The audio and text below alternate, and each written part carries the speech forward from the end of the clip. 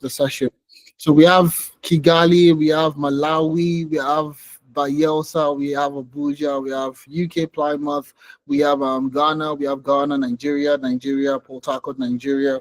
So we have quite a number of Nigerians literally across the world, Nigerians in Nigeria and Nigerians outside the country. And that's something I'm really, really excited about. To have this kind of conversations, and you guys are here. I'm also Nigerian, so I'm African. So it's usually very exciting to talk to people literally across the world and share my personal experience and strategies on what we're going to be talking about today. Okay, so I don't going to take too much time. Okay, the session is going to last maximum 1 hour, 1 hour 30 minutes. All right, but I want you guys to take out something from this session. So what I want you to do is get a pen, get a jotter, and jot things down so you can take things out of today's session. Okay, so get a pen, get a jotter, jot things down so you can take things out of the session. Okay, because it's going to be very impactful. So I'm just going to go ahead to share my screen, and we would jump straight into the conversation for today. Right. So you can confirm if you can see my screen. I'm just going to confirm if you can see my screen. Yes, you can. Just going to go ahead to present. Boom. So today we're going to be talking about something very interesting, something very impactful, and that is CV revamp strategies. Okay. And this is one critical topic that, everybody has a CV. You understand? This is something that everybody has. Okay. But people find it difficult to convert. When we're talking about conversion now with your CV is you applying for several type of jobs. You are applying for jobs on a day-to-day basis, but you don't get a lot of people reaching out back to you for interviews, or even just to even find out more about your experience. You don't get a lot of callbacks. Now, everybody has been in this situation before. Every single person has been in this situation before. But the posing question here is, how do you make it better? How do you increase your conversion rate with your CV? Now, we are currently in this space whereby everybody's looking for a better opportunity. Every single person is looking for a better opportunity. Only a few just people are currently in the job that they want and are earning exactly what they want to earn. Okay, and are contented with the salary, the packages they are receiving, and so on. I'm going to be sharing my own personal experience on how I was able to transition from whatever career path I was before into my own personal career. I would explain everything in today's session. So now we're going to be talking about CV revamp strategies, how to showcase measurable impact and land more interviews in the UK. Now we're very focused on the UK because majority of the target people that we're looking at are people that are either going to be in the UK or are looking to being in the UK. So from my own personal experience, I've lived about 3 years, okay, in the UK before relocating to Canada, before moving to Canada.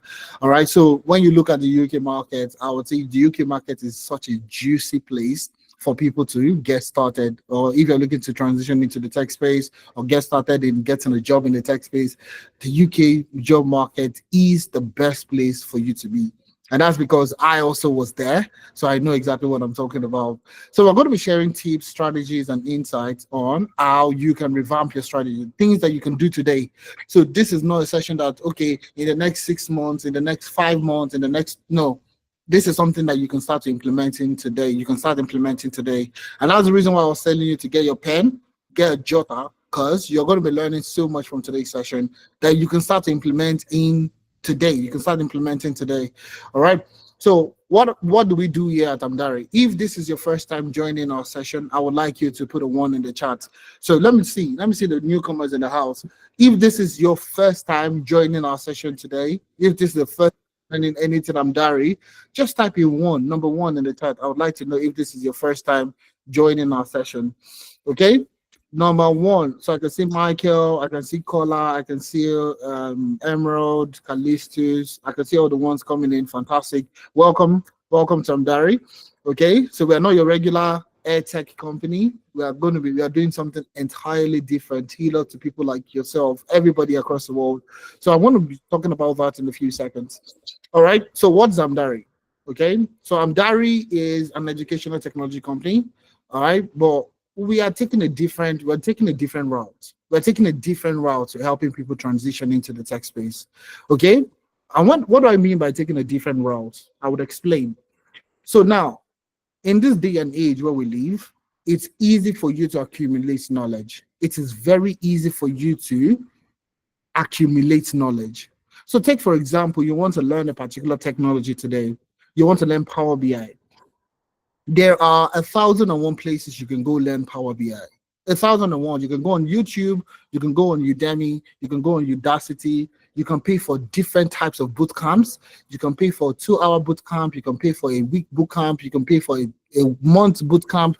There are so many places you can go and learn how to use Power BI, Excel, Tableau. If you're a cybersecurity professional, Wireshark, Splunk, VMware, all the technical tools. You want to learn Python, you want to learn AWS, you want to learn GCP. There are 1,001 places for you to go and learn how to use these technologies. Now, and this is exactly what we say, what I said, we taking a different route. Now, you can go learn from any place. You can go and learn anywhere in the world. You can learn on YouTube. You can learn from all the other places I mentioned. But now the key thing here is, if you're looking to land a job today in today's job market, what do you need to get a job? Do you need a certificate? Do you need, experience? Or do you need a good CV? Or what exactly do you need to get a job in today's job market? And one thing that trumps every other reason is experience. Experience is what really gets you the job. So anybody can pick up a technology today and go learn the technology. So you can go on YouTube, you can go on, literally there are free resources everywhere. Okay, you can go on LinkedIn, you can go everywhere to go learn. Okay, but you learning and you getting a job are two separate things. Now, what is required for you to get a job is work experience. So if you go on any job board today and we go and search for certain roles, you'll find out that experience is what recruiters and employers are currently looking for. So we at Amdari, we are an educational technology company, but we are not training you. We are guaranteeing you real work experience. So real life experience that you can use in landing your dream job. Okay, so rather than taking the route of training you on Power BI or Excel or data science or data engineering or whatever career path you're interested in, rather than you learning and keep stuck on learning, okay, why not work on industry relevant projects that can guarantee you the experience that you can use in landing your job? So rather than you chasing knowledge, rather than you looking for the next course to pay for, rather than you looking for the next program to apply to, okay, rather than applying for all these programs, boot camps, and rest of them, all right, this is the one-stop shop where we guarantee you real work experience. Now we focus on just 7 career paths: data analytics, data science, data engineering, business analysis. Now, for the cybersecurity professionals, depending on what your domain you want to specialize in, we have SOC, which is Security and Operations Center, Threat Intelligence. We also have governance, risk, and compliance. And we also have ethical hacking and pen testing, penetration testing. So now, these are the 7 career paths that we are focusing on, that we guarantee you work experience, okay? Work experience, you working on actual real life projects that guarantee the work experience that you can use in landing your dream job. That's exactly what we do. Okay, so you can follow us on all our social media platforms. We'll be excited to have you on board, and also it just keeps you updated to all the things that we have currently running. Okay, so who is Efemena Ipro? Who is this person speaking to you today? So my name is Efemena Ipro. I'm the co-founder of Tenalytics and also Amdari. Okay, in my years of experience, I have worked with thousands of professionals, and in my business and all the things I've done together, I have helped well over 2,500 people transition into the tech space. Okay, now my own personal level, my own personal experience. Okay, I studied economics in university and also transitioned into the role of a business intelligence developer. And it was called, you see, I'm coming from a non-technical background, which is economics, and I was able to transition into the role of a data analyst or a business intelligence developer. Now, the reason why I have to say this is most people just feel like most people that are in the tech company, most people that are in tech are coming from like a technical background, or they have some level of advantage. But this is me telling you that I had no advantage, zero advantage. I studied economics in school For 4 years in Lagos, Nigeria, I was working as a management analyst, a management consultant. Okay, so I was doing that for about 4 years. And if you know anything about consulting, it's not tech related. So management consulting, nothing has to do with tech. So I studied economics at university, did management consulting for about 4 years, and I was able to, when I relocated, I was looking to get a new job, and then I landed on the role of a business intelligence developer. All right. But there are still some things that obviously I would share when we get back to the time when I need to share it. Okay. But there are still some other information that I'm not sharing with you at the moment. So if you wait to the end of the session, I will share with you. I will tell you exactly how I was able to transition from management consulting to getting my role as a business intelligence developer. Now, my experience is not limited to data. So I've worked in roles in capacity of power platform engineering, data engineering, data science, business analysis. I've worked in the capacity of a business systems analyst. So my experience has spanned different roles within the tech space in the last 10 years of my experience.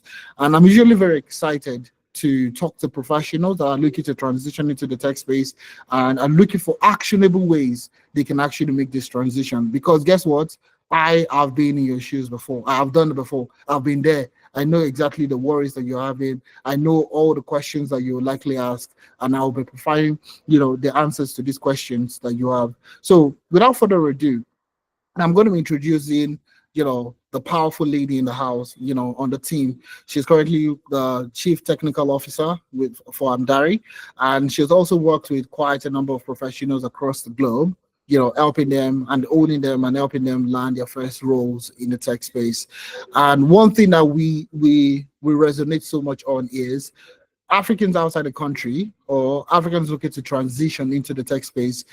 One major deficit that they have is very terrible CV, because we've worked with quite a number of professionals across the world, and one thing that we have seen consistently is bad CVs.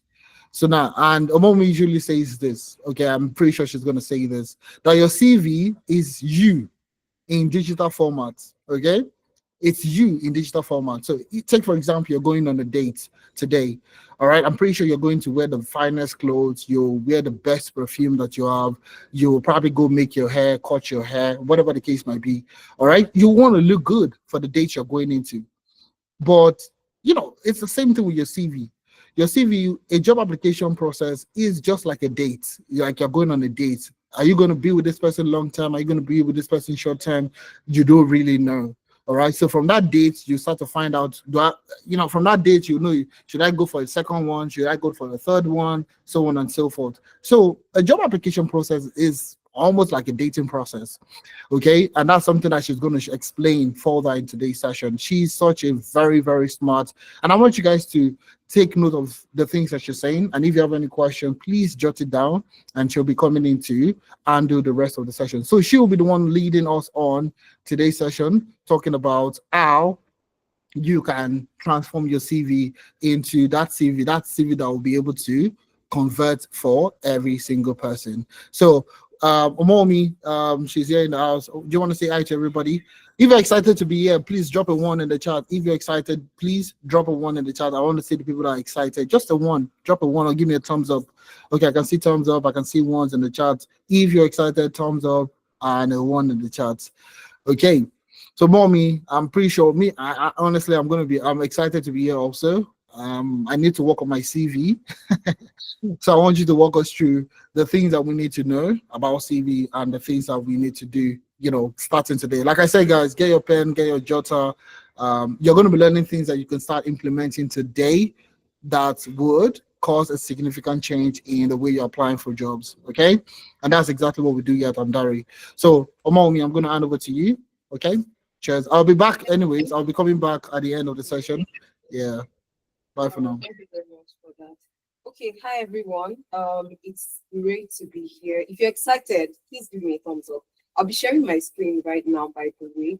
If you're excited to be here, please give me a thumbs up. I want to see how excited everybody on this call is, so that I know that, okay, I am not speaking to people who are not as excited about this as I am. All right, this session is going to be very, very impactful. Just like Ifemena has said, it's going to be very much informative.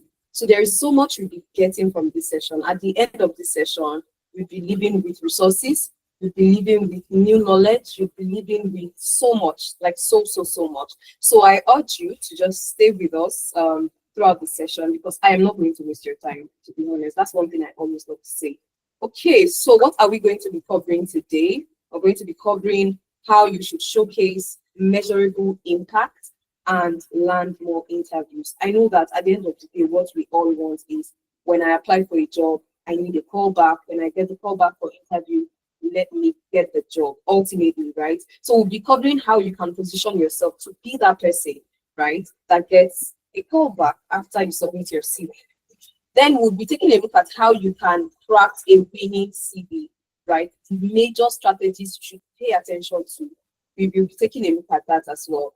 And then I'll give you more insight into how Amdari is that perfect solution when it comes to work experience, when it comes to reflecting the impact that recruiters want to see and everything around that. And there is also a special offer for you. So let's get straight into the session. All right, so this session is majorly for you if your next goal is to land a job. So if this is you, please can you give me a thumbs up?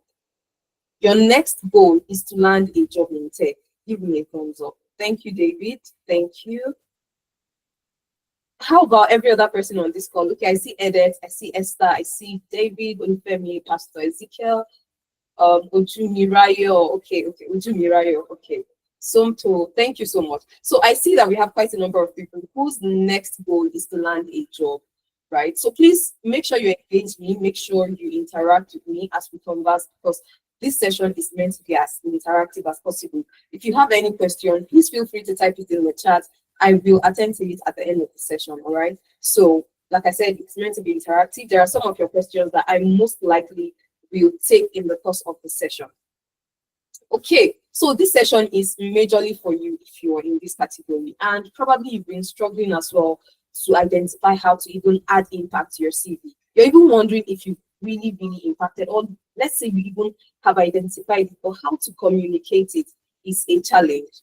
This session is for you, right? So if you're this person who has either been struggling with identifying impact, you submitted CVs, or you're hearing cricket like, you know how cricket sounds at night, right? If that's you, or if you're tired of, having open to work on your CV because on your LinkedIn, because your CV has not gotten you an interview, please give me a thumbs up. Like I said, this session is meant to be engaging, and I need to know that the people on this call are the people I prepared myself for, right? I need to know that the entire week of preparing and being excited for this session is not to talk to people who will not relate to what I'm talking about. So I need to know that, yes, I have my people on the call and we can properly, address this major factor. Okay, thank you. So let's get straight to it. Like I mentioned, right, this session is going to give you so much more, from resources, right, to how you can even upgrade your career and land that interview that would subsequently lead to you landing a job. Okay, thank you. I see all the reactions. Keep them coming. Okay. All right, so you would also get to know that one thing hiring managers want the most. Like, because that's one thing we, ask ourselves, what do they want? I have taken courses, I have my certification on my CV, I have written what I have done before.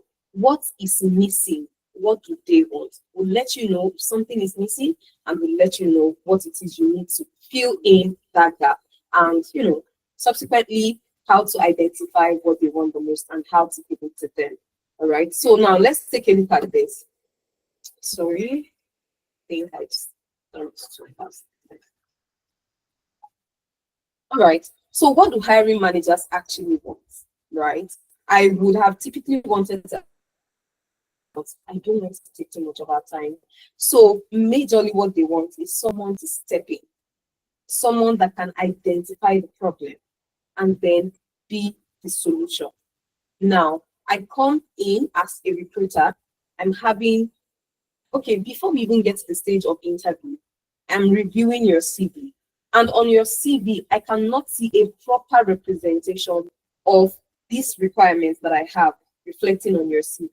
I will have my doubts, and I'll let you know how the CVs are being reviewed and what you should be very, very conversant about, right? So if your CV is not communicating ways you can step in, how you've been, solutions to previous problems that you have, encountered with previous organizations in terms of experience, I would start doubting if you are even the man for the job, or if at all your CV is not even reflecting any problem solving or any major impact. I would move on to the next person. So if you're not this person, how do you become this person? Now, for you to become this person, you need to identify certain things. Is there anything hindering you from being that person that can step in, identify the problem, and be the solution, right, to that problem? Now, if your CV is not communicating the scope of your knowledge convincingly, they will move on to the next person. There is no time. Recruiters don't have much time to spend on a CV. Now, your CV needs to communicate convincingly the scope of your knowledge, the value you're bringing to the table, how you've impacted previous businesses, because it is evidence-based, right? Now, your CV is not reflecting this. Instead, you're listing responsibilities and not achievements. You're not quantifying impact with numbers. Like, I can't really see metrics and impact, especially in the business setting. I will be sure you can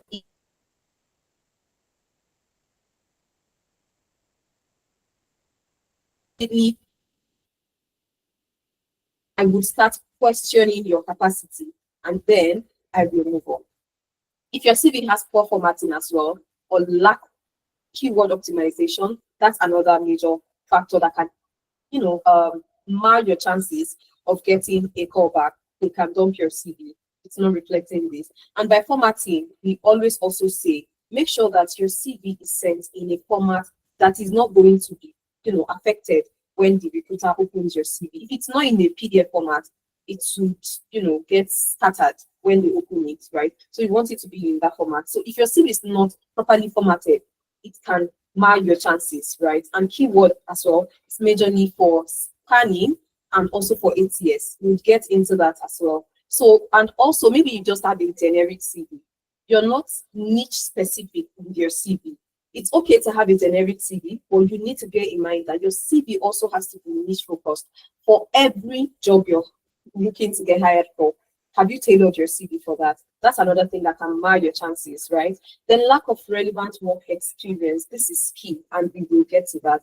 These are things that can hinder you and make you not pass that check mark, right? That the recruiter is hoping to see and get that feel that, okay, this person is the man for the job. Now, in case you don't know, like I said earlier, recruiters don't have that much time to waste while reviewing your CV. They only have 6 seconds, according to, survey. They only have 6 seconds to spend reviewing CVs. There are a lot of things that happens within this period. A lot, you'll be surprised. The first 2 seconds, there is something that happens.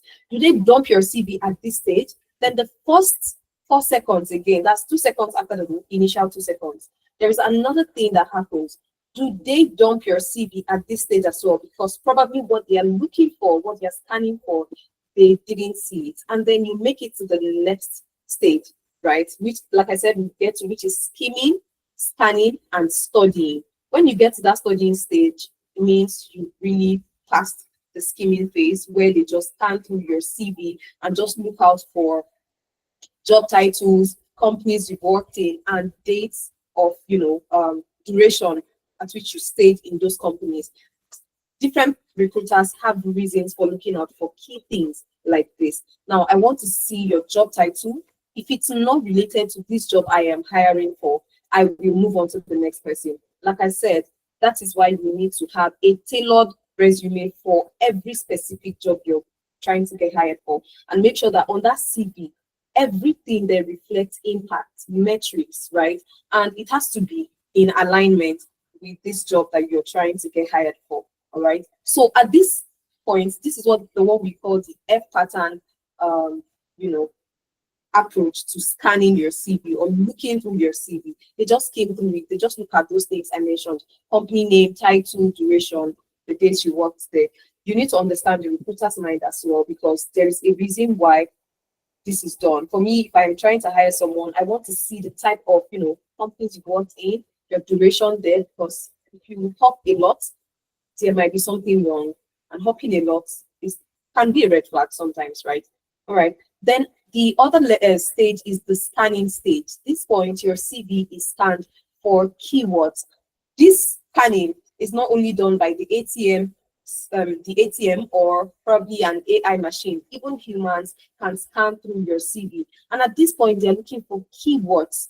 Trust me, I'm just looking through and I'm searching for something that would command attention, that would grab my attention, that would make me pause, right? So if I'm not seeing the type of industry tools that I want to see, I'm trying to hire you as probably a cybersecurity expert, and probably I want you to have experience working with Wireshark, Splunk, Autopsy, and the likes, and I'm not seeing that, I might move on because I'll be like, this person has not gained experience in working with these tools, right? So I might move on. So it's very important for you to always to always impute the most important keywords, and these keywords need to appear more than once. Now, I'm not talking about just the industry tools. I'm also talking about other aspects like the impact you've had, some major keywords that need to reflect. Like I said, we're going to get into all of that in detail. Now, let's take a look at the last phase. If you get to this phase, your chances of getting a callback is very high. This is the point where they study your CV in detail. You've already impressed them with what you have listed as per company that you've worked in, your job title probably aligns with what they are looking to get to hire people for. And then they've also checked the tools and softwares that you've used before. Probably they've seen that you've gained experience using these tools, not just learning the tools, right? Using it. So it communicates mastery to them. Now they study it properly to see how you have impacted other businesses, right? They need to know that you've done this before with another organization, because like I said, they want you to come in, step in, solve the problem, or rather identify the problem and be the solution to that problem, because now you are communicating value. So you need to make this reflect in your CV by indicating metrics, right?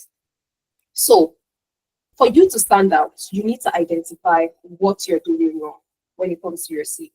Do you have the right CV? Do you have the wrong CV? If your CV is looking like this particular one that we have here, you have your picture, it's probably not going to be as relevant. In fact, so you need to desist from any temptation that will make you add your image to your CV. It's not a modeling job you're applying to, right? You're applying to a proper job, and it is scanned by the ATS and even humans. They really don't necessarily need to see your face at this point. When you get called back for the interview, they will see your face, right? But at this point, you need to communicate the most important thing. And so your CV needs to look something like what we have on the right here. Your CV needs to look like something that we have on the right, and I'll break it down subsequently how you can achieve this type of CV. And it's very important for you to know, like I said, that you'll be leaving this session with resources, new knowledge, and also how to even implement this. So it's not just theoretical. It's not just, oh, they said I'm going to do it like this. I don't exactly know how to go about it. I'm still clueless and all. That is how much value you're bringing to you. Okay, so now for you to craft a winning CV, there are some things that you need to bear in mind. Starting your CV creation is one thing you need to understand, that you don't need to have everything perfect from the get-go. Just dump all of the ideas you have based on your past experiences. Just put everything down. You will refine it subsequently, right? By subsequently, I mean the next stage. But at the very first stage, you just want to dump all of the ideas you have, your name, where you've worked before, every place you've worked before, just put it there. Then you start curating and crafting your CV. Now let's look at how that's done so that you understand properly. So creating your CV, like the start of that, just use a Google document and just brain dump your past experiences there, right?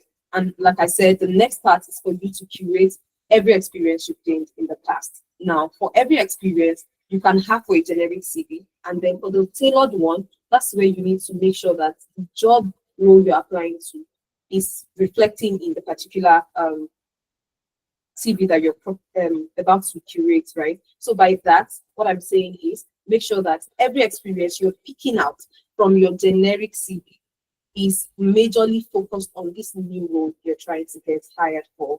Okay, so make sure it is tailored, make sure it's not having other irrelevant experiences that are not relevant to this role. And then the last part is where you structure and optimize it for readability and impact. Now we'll get to that, like I mentioned.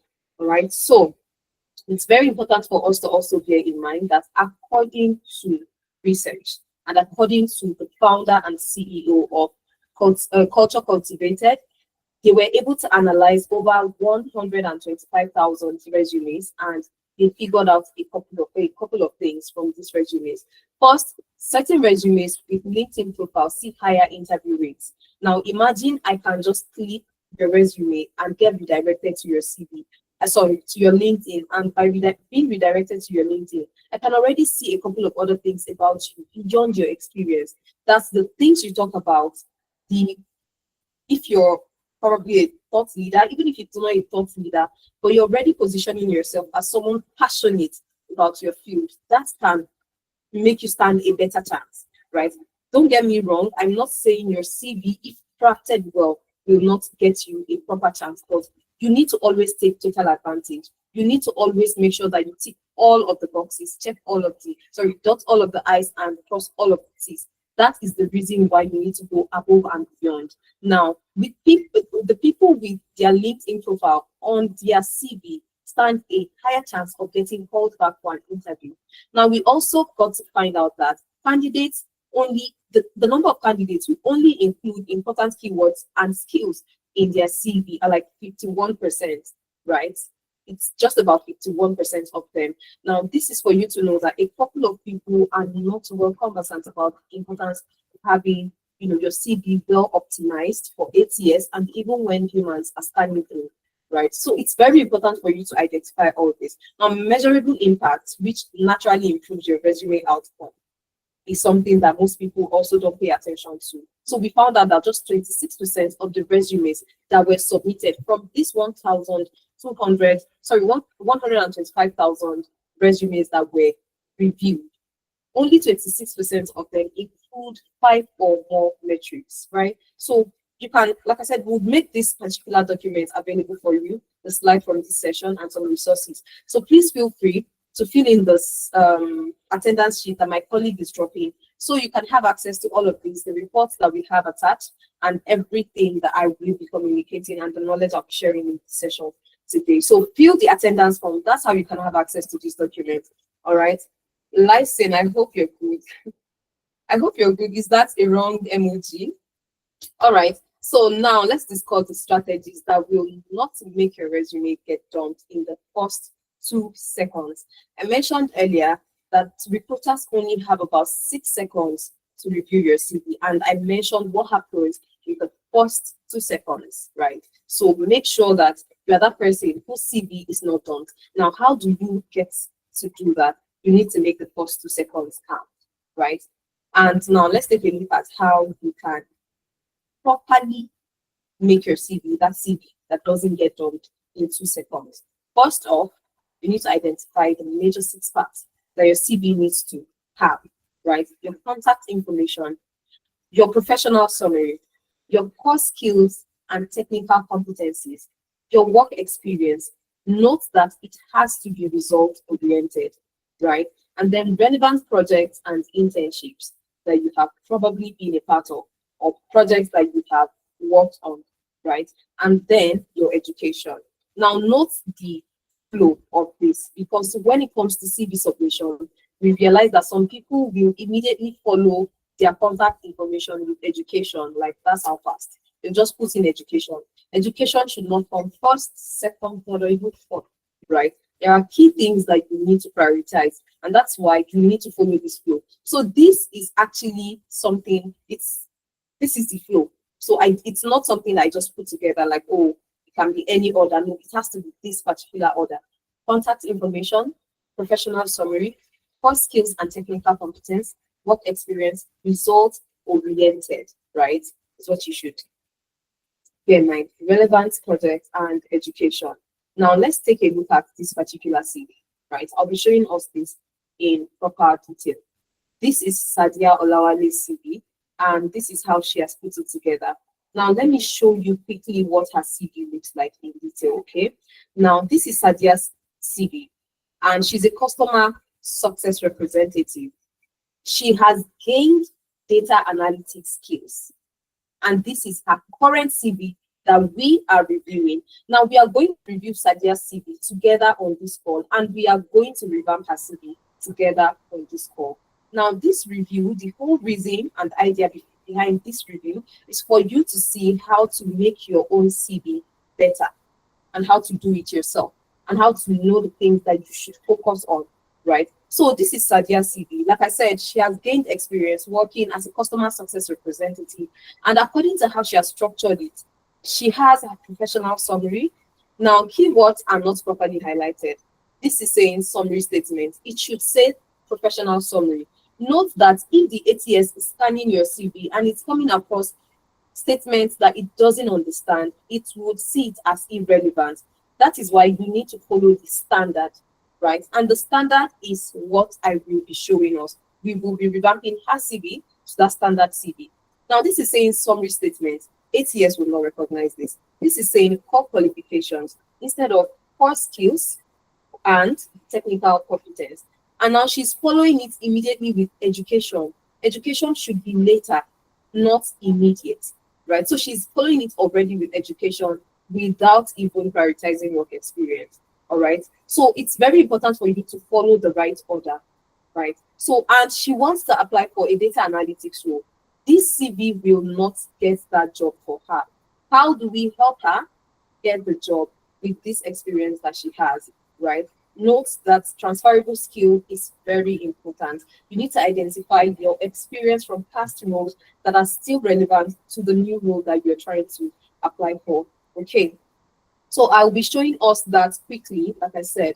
Now, for you to also note another very important thing, when it comes to Sadia's CV, right, the flow is not accurate. Now, what is the accurate flow? I have mentioned this before. This is the right flow, and I'll show you how to implement this actual accurate flow. It has to start with your name, contact information, rather. So let's take like a high level look at this before we go into detail. Contact information, professional summary. You can see where the professional summary is, right? And the naming convention is very important. Now, core skills and competence, right? This is it. Take note of the naming convention of each of these sections. And then work experience, very, very important. Now let's take a look at the CV in detail, all right? And we will be moving on to drafting her CV to look better and to look like this, all right? So let's get started. Now, for you to make do with this particular approach that I'm going to show you, you need certain tools in place. You need ChatGPT, right? You need ChatGPT. There is also a software called Till HQ that you can look up, right? But we'll be working majorly with ChatGPT on this particular session, right? So we'll be using ChatGPT, and I would also give you one other thing for free. You need to know how to reverse engineer the process, right? I hope time permits also that I can show you that in detail also. But you need to understand these three key things for you to draft your winning CV. Use of ChatGPT, use of a proper resume building tool like Till HQ. There are other ones that are also good, right? And then you need to understand the process of reverse engineering job applications, like job postings, how to reverse engineer it to make sure that your CV properly captures what it should capture. Okay, sorry. So let's move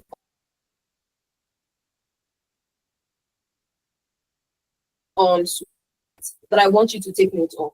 You are a CV expert, and I need you to convert the professional summary below into that of a 3 years experienced data analyst that has worked across education, banking, and logistics. Now, industry is included here because we want her to indicate, past experience. It's not just limited to one particular industry, but also diverse industry knowledge, right? So now, remember that this is Sadia's CV that we want to revamp, right? And this is her current professional summary, even though she named it summary statement. This is her current professional summary. We want ChatGPT to help us revamp this particular summary into the one that properly fits the role of a data analyst. That's what we're doing, right? So we move back to ChatGPT and we just paste this particular one. I'm not typing so as not to waste our time, so we just copy and paste it there. So now let's impute it. All right, this is her professional summary, and we want ChatGPT to generate the accurate one that aligns with the job description that we need. Now, this is it. Results-driven data analyst with 3 years of experience, leveraging data insight to drive business decisions and the other things like that. Now, ChatGPT has not included metrics for us, and it's very important that even from your professional summary, you're able to indicate, impact, right? Show metrics, so you can still correct it, right?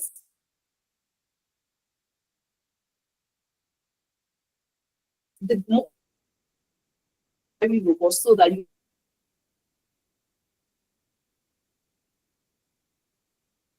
majorly a machine and it's following your order. So now it's not indicating something that I know should be reflecting here. So I'll tell it add metrics, or rather include metrics to my professional summary.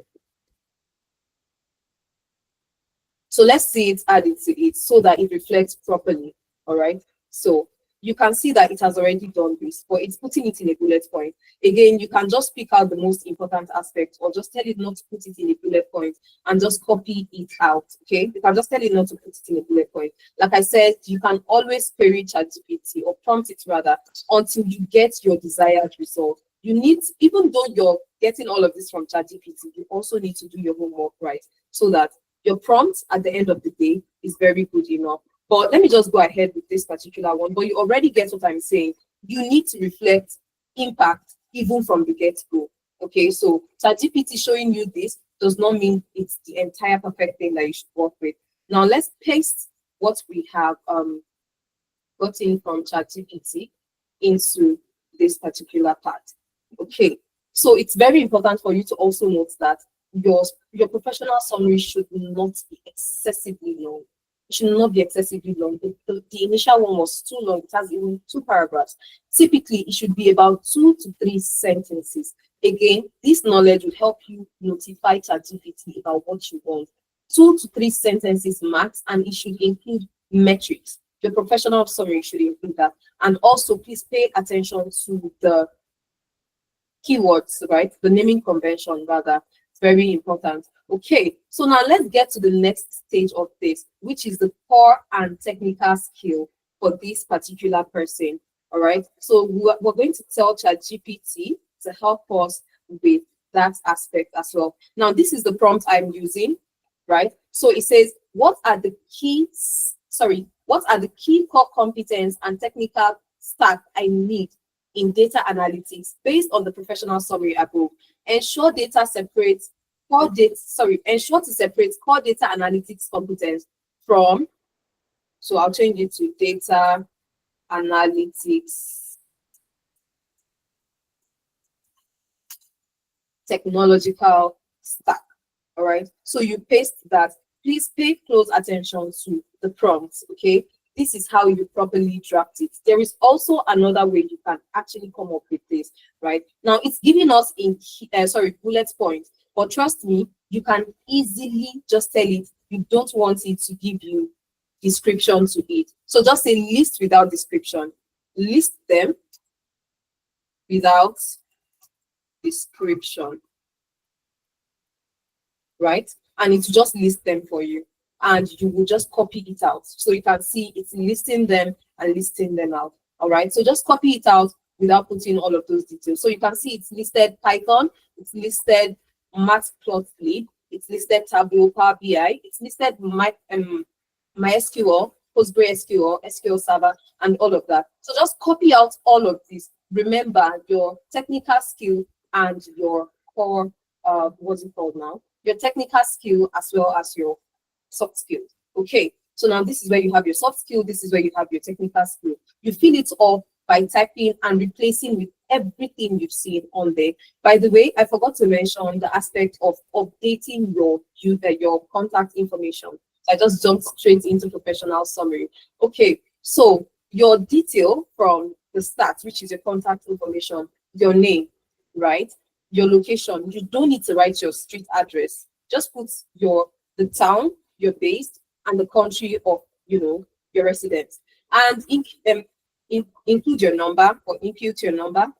Impute your email address. Don't let your email address don't be like me, storyvibe@gmail.com. I have another one, omomisamson@gmail.com, right? I would use that. I wouldn't use storyvibe@gmail.com. Okay, even though vibe has a good meaning, visualize yourself better every day, but then it doesn't still make sense in this situation. So just put your name. In this case now, we can replace this person so let's just say this is what's her name again? Let me write Folashade Chukuma, all right, at gmail.com. Now let's change her name to Folashade. Sorry. So we change her name to Folashade Chukuma. Her email needs to reflect that as well. And embed your LinkedIn URL here. All right. Embed your LinkedIn URL here. It needs to be added. How do you do that? Once you highlight LinkedIn URL, just come to this part. Where is that? What's the name? Sorry, I'm looking for where we have to attach. Okay, here. Insert link, right? So just click on insert link and then impute your link, your LinkedIn URL. You can change the name, but please bear in mind that this is what the link should look like. So let's say you're working with a template that didn't include this. Just go ahead and add it, right? And go ahead and also impute your GitHub. Just a minute. And just add the pipe. Right. And just approve this. All right. So GitHub, or you can just say portfolio, right? So let's just say it. So it's very important for you to include that. And when you type that in, highlight it. Once you do that, click on this and then paste in your. So let me just put this random stuff here and click on apply. All right. And then you can see that I have just attached my GitHub portfolio here. You need to always attach your portfolio from this point. So please note your name, your location, that's town or city, and country of residence. Then your phone number, your email address, first name and last name base at gmail.com, at yahoo.com, and all of that. And then your LinkedIn URL and your GitHub URL. That's your org.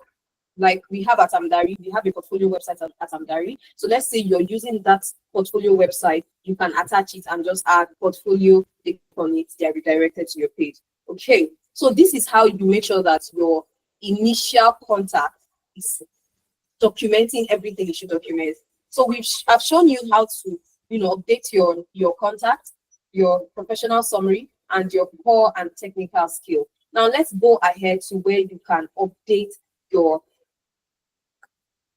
experience. Note the flow, right? It's very important. The order is very important. Note that in this one, education is not coming before experience. Experience is coming immediately after core and technical skill. Now, bear in mind that as you're indicating your soft skill and your hard skill, we put it in a tabular format so that they can just quickly glance through everything without going down and down and down the page.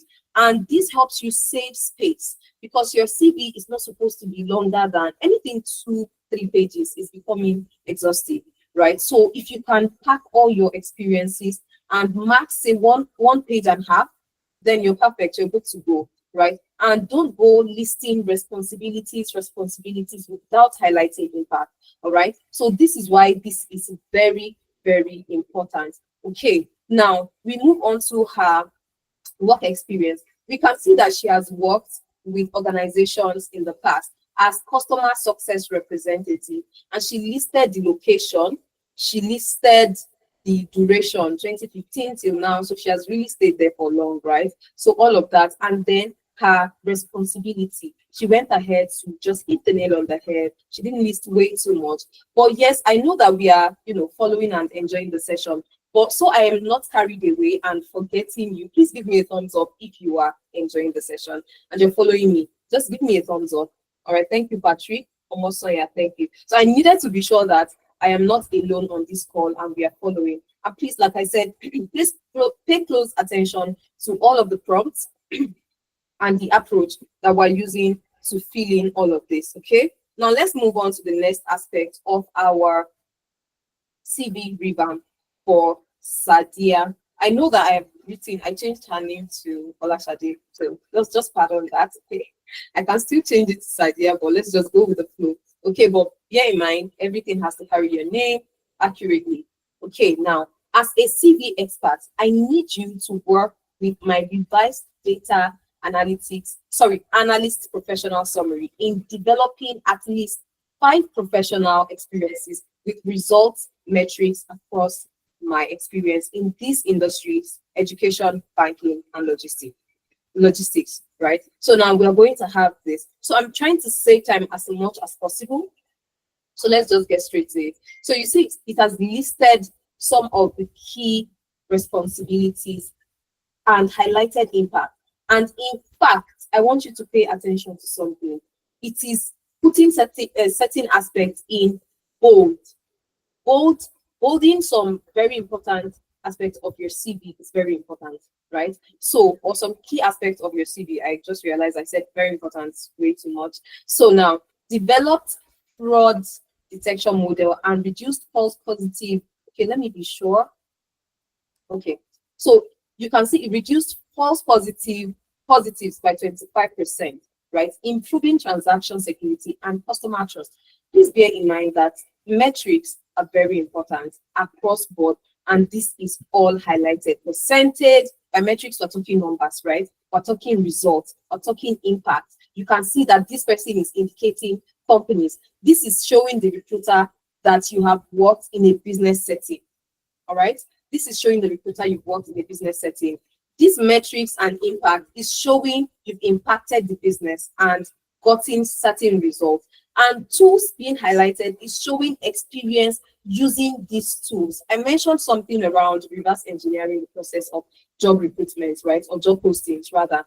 Now, when you see a job board or a job posted, you always see experience working with this tool, experience working with that tool. By highlighting these tools under your experience, not just core skills or technical skills, you need to highlight it here. That was why I said certain keywords need to reflect on your CV 2 or 3 times, right? So you can see the Python is showing here as well. You can see that certain key aspects are also put in bold. You copy out something like this, all of this, copy it out, and you come to your CV and you paste it under education right here, right? So you can change this to data analyst, writing data analyst twice. All right, so let me just delete data, right? And then we copy the CV that we have here, the experience that we have here. Let's copy it, okay? And then we come here and paste it right back into it, okay? So let's paste it right here.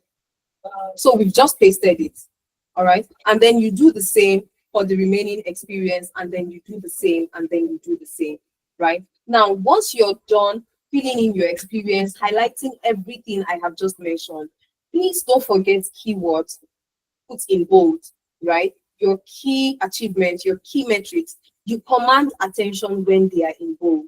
Don't leave them all in the same font weight. They need to be in bold. And when you're exporting your CV to submit to a recruiter, it needs to be in a PDF format so you don't lose your actual formatting. I have reviewed a CV before. It was in a doc format. I opened it up and it was all messed up. right? It was all messed up. In fact, scanning it was almost impossible because it feels like experience from here is put under this particular job description, and everything was just all over the place. So there is a lot of CVs to be reviewed. I have just limited time because I have other things to do. How am I going to say I'm trying to figure out which job role is meant for what? So you need to understand that the recruiters are also trying to save time. So this is how you keep imputing your experience to make sure that it reflects and is well tailored to the job that you are applying to. Use the right prompt so ChatGPT can help you. Like I said, after you've used ChatGPT, one thing I always love to do is to work with resources from different knowledge. I don't work with one knowledge base, I work with various knowledge base. That's why I suggest working with reverse engineered process as well. You can go online, get some CVs, right? You can go online, get some CVs. So if we come to what's it called now? Seal, for example, there's something I quickly want to show you. So if you come to Seal, for example, they have something on their platform that allows you to have like, what's it called now? So let's quickly come here. So I think, no, not this. Yes, this particular one. So when you click on this particular page, so you can see customer service, you can see project management, you can see products, you can see different fields, right? You can see data and analytics. Now let's click on this, for example. They have different samples that you can work with. So let's click on data analyst, right? It's just for you to see what this particular role typically has, and you can copy ideas from it. So I think this is a cover letter. Oh, this is a cover letter. Sorry, we are not looking for cover letter sample. We're looking for CV samples, right? So let's click on CV samples and let's click on data and analytics. All right. So click on data and analytics. So let's click on this particular one. Let's go with data analyst. Okay. Please ignore how they formatted their CV. Not every, suggestion or idea online is the accurate one. Like I said, that's why you need to pick from different knowledge base. This person has perfect suggestion when it comes to how your CV should be. This other person can have the perfect suggestion on what you should put into it. Now, the whole idea of me sharing this with you is to look at what they listed under experience, not the format of your CV, okay? Just how they listed it. Now, you can check it out and see, oh, yes, I did this during my internship with this company. It's just for you to get ideas, right, and more resources so that your CV is well robust. So here now, this person says, champion the development and implementation of a new data analytics system, resulting in a 30% increase in operational efficiency and a 20% reduction in data processing time. This is a good one. Take a look at it.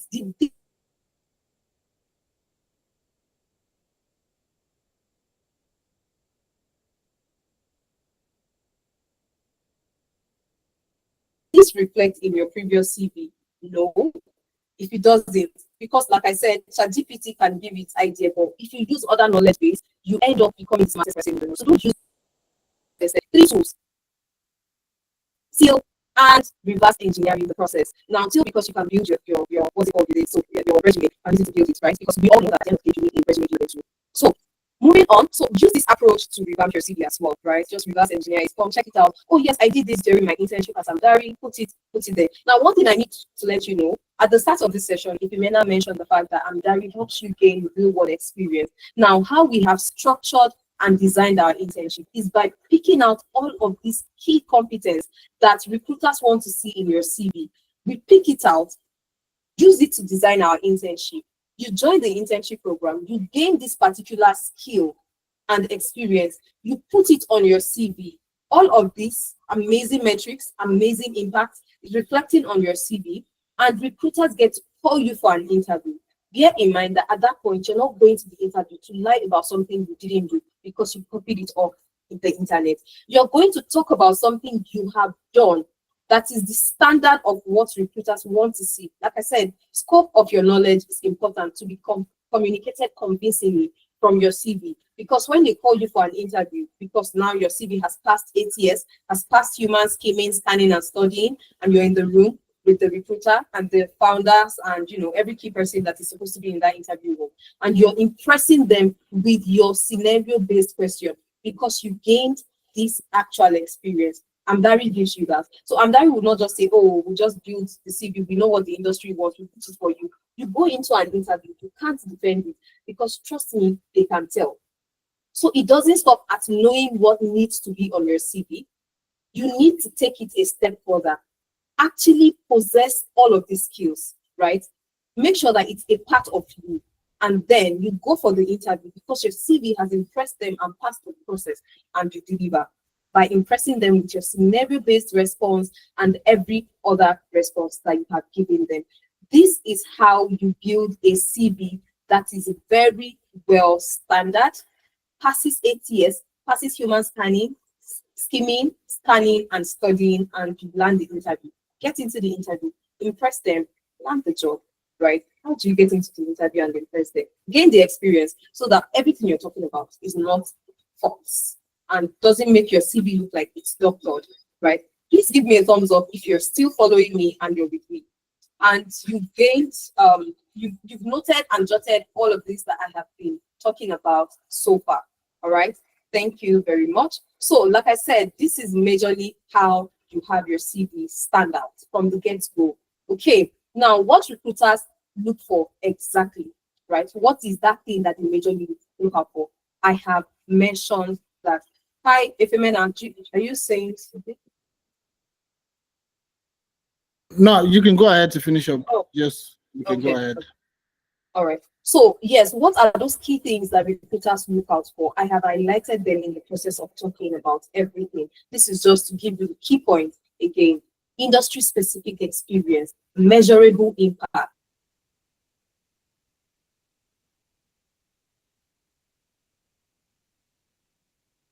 Right? CCV, right?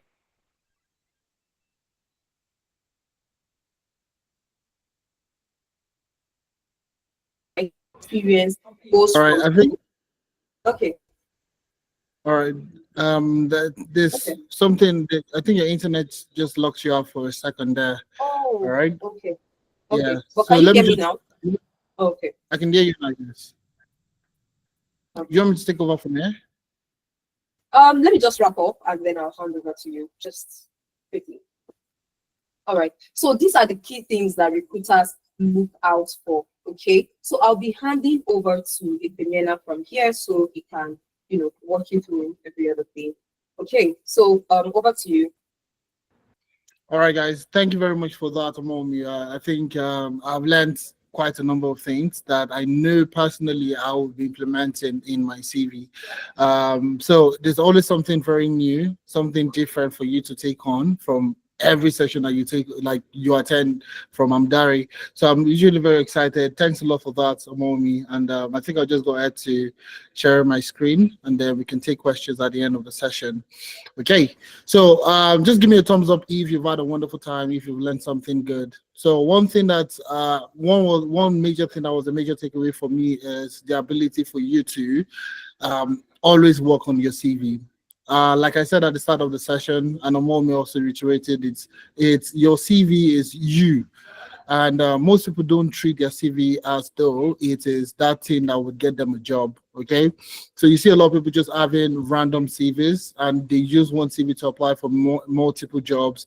They use one CV and the CV is not optimized. Certain keywords are not existing. So most people are wondering. I'm currently a banker. I want to become a data analyst. I want to become a data scientist. I want to become a data engineer. How do I make this transition? So the way we look at CV within ourselves at Amdari is we look at it in two aspects. So there's something we call CV review and there's something we call CV revamp.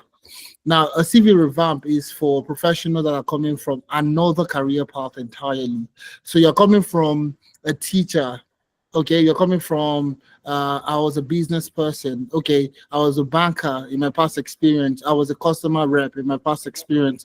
But I'm looking at becoming a data analyst. I'm looking at becoming a data engineer, a cybersecurity analyst, or whatever the case might be.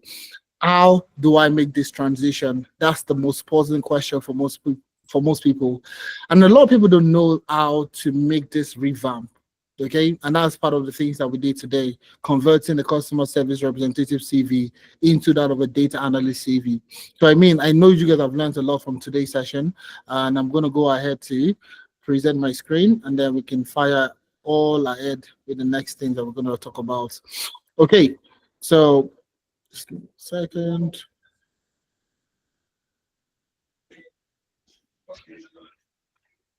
Just give me a second. Sorry about this.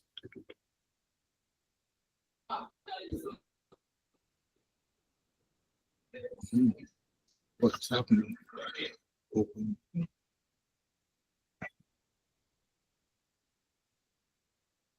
Okay.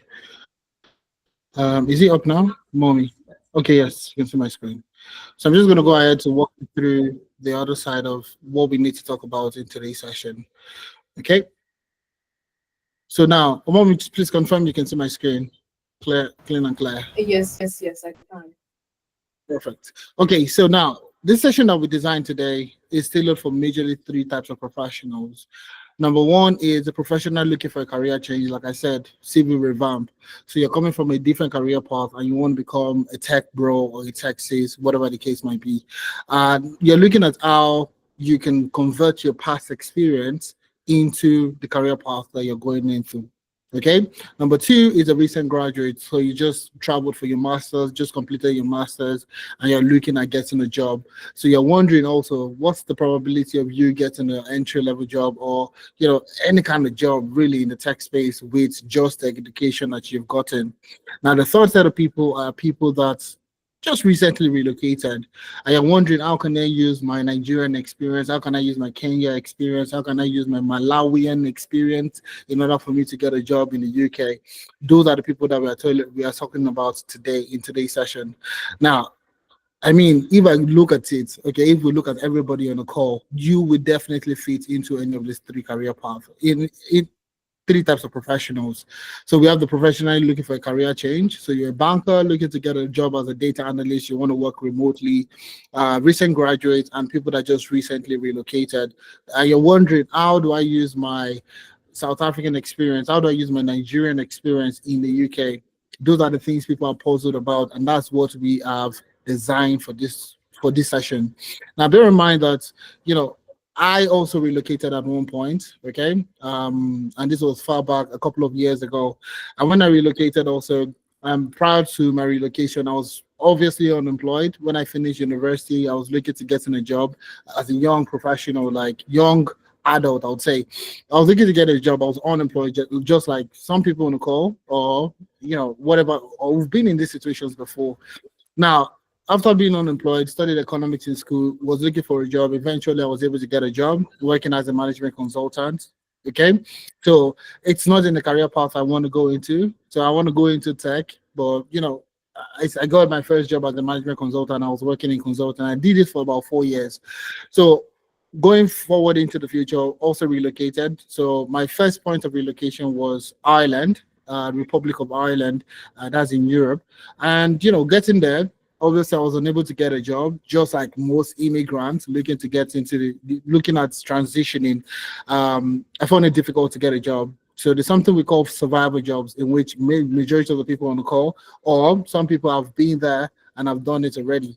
So I worked in the warehouse. I was working in the warehouse, and I did this job for about almost a year. I would say about 8 months or thereabouts. And I was working in the warehouse. Looking at everybody on the call, most people that are looking at traveling out or relocating, your expectation is not to work like work menial jobs. That's not the expectation. You want to have a soft life. Okay, you want to work in the office, you want to interact with people, you want to work during the day. You don't want to work like a bat. Okay, it's only night shift that you're taking. So while you're working in the warehouse, you're always taking night shifts. If you're working in care, it's likely going to be the same thing. So just to tell you that I've been there. I understand the situation. But long story short, I was able to get a job as a business intelligence developer for the same company. So a couple of weeks before, I was working in the warehouse, lifting boxes and doing all the menial jobs that everybody would do.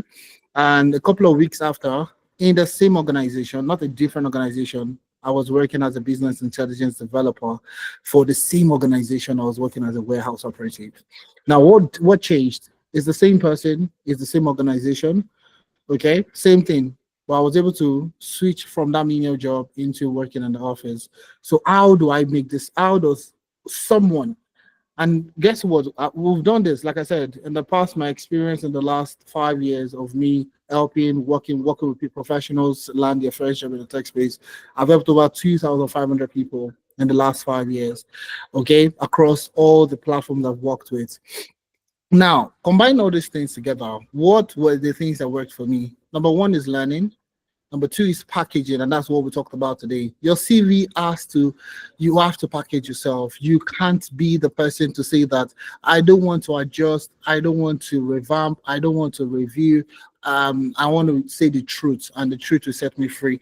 Those kind of people really find it difficult to get a job.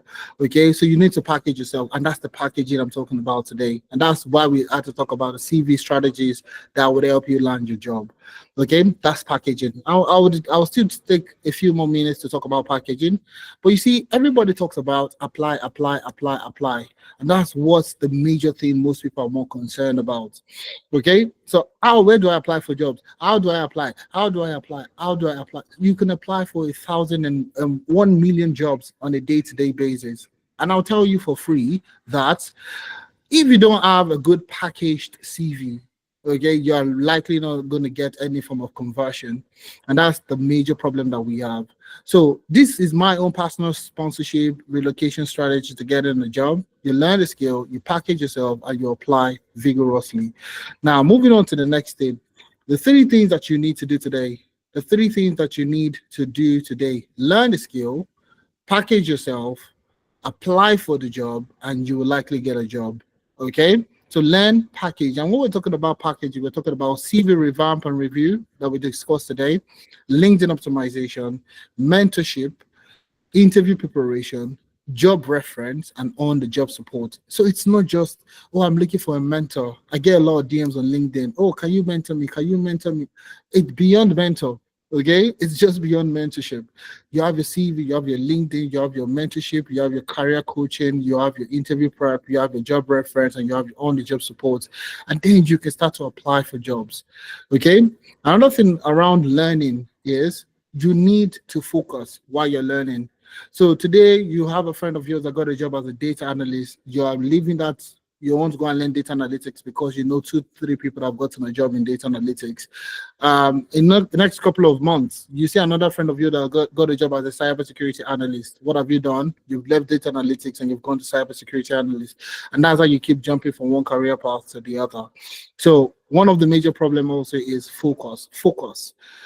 The land is not greener on the other side. The land is greener where you water it, where you nurture is where it gets green. That's where it gets better. So if you want to become a data analyst, you want to become a cybersecurity analyst, focus. The next 3, 4, 5 months, focus on that and see if it doesn't materialize it. Okay. Now, one of the major reasons why people find it difficult to find in their first job, okay, like we talked about today, first of all, is their CV. Their CV basically doesn't represent the experience that they need to get in a job. So number one thing that actually hinders a lot of people is lack of work experience. And that's something that we all know. Okay, so you're coming from a customer service rep and you want to become a data scientist. How do you make this transition? There are 2 separate career paths. How do you transition? And that's the challenge most people are facing. And that's why we started Amdari, to help you make that transition a lot smoother. Now, which one comes first? Ideally, which one do you think comes first? A job or experience? I know majority of the answers in the chat would be experience, experience, experience, experience, experience. All right. Some people will say job. Okay. Ideally, in an ideal situation, experience should come second.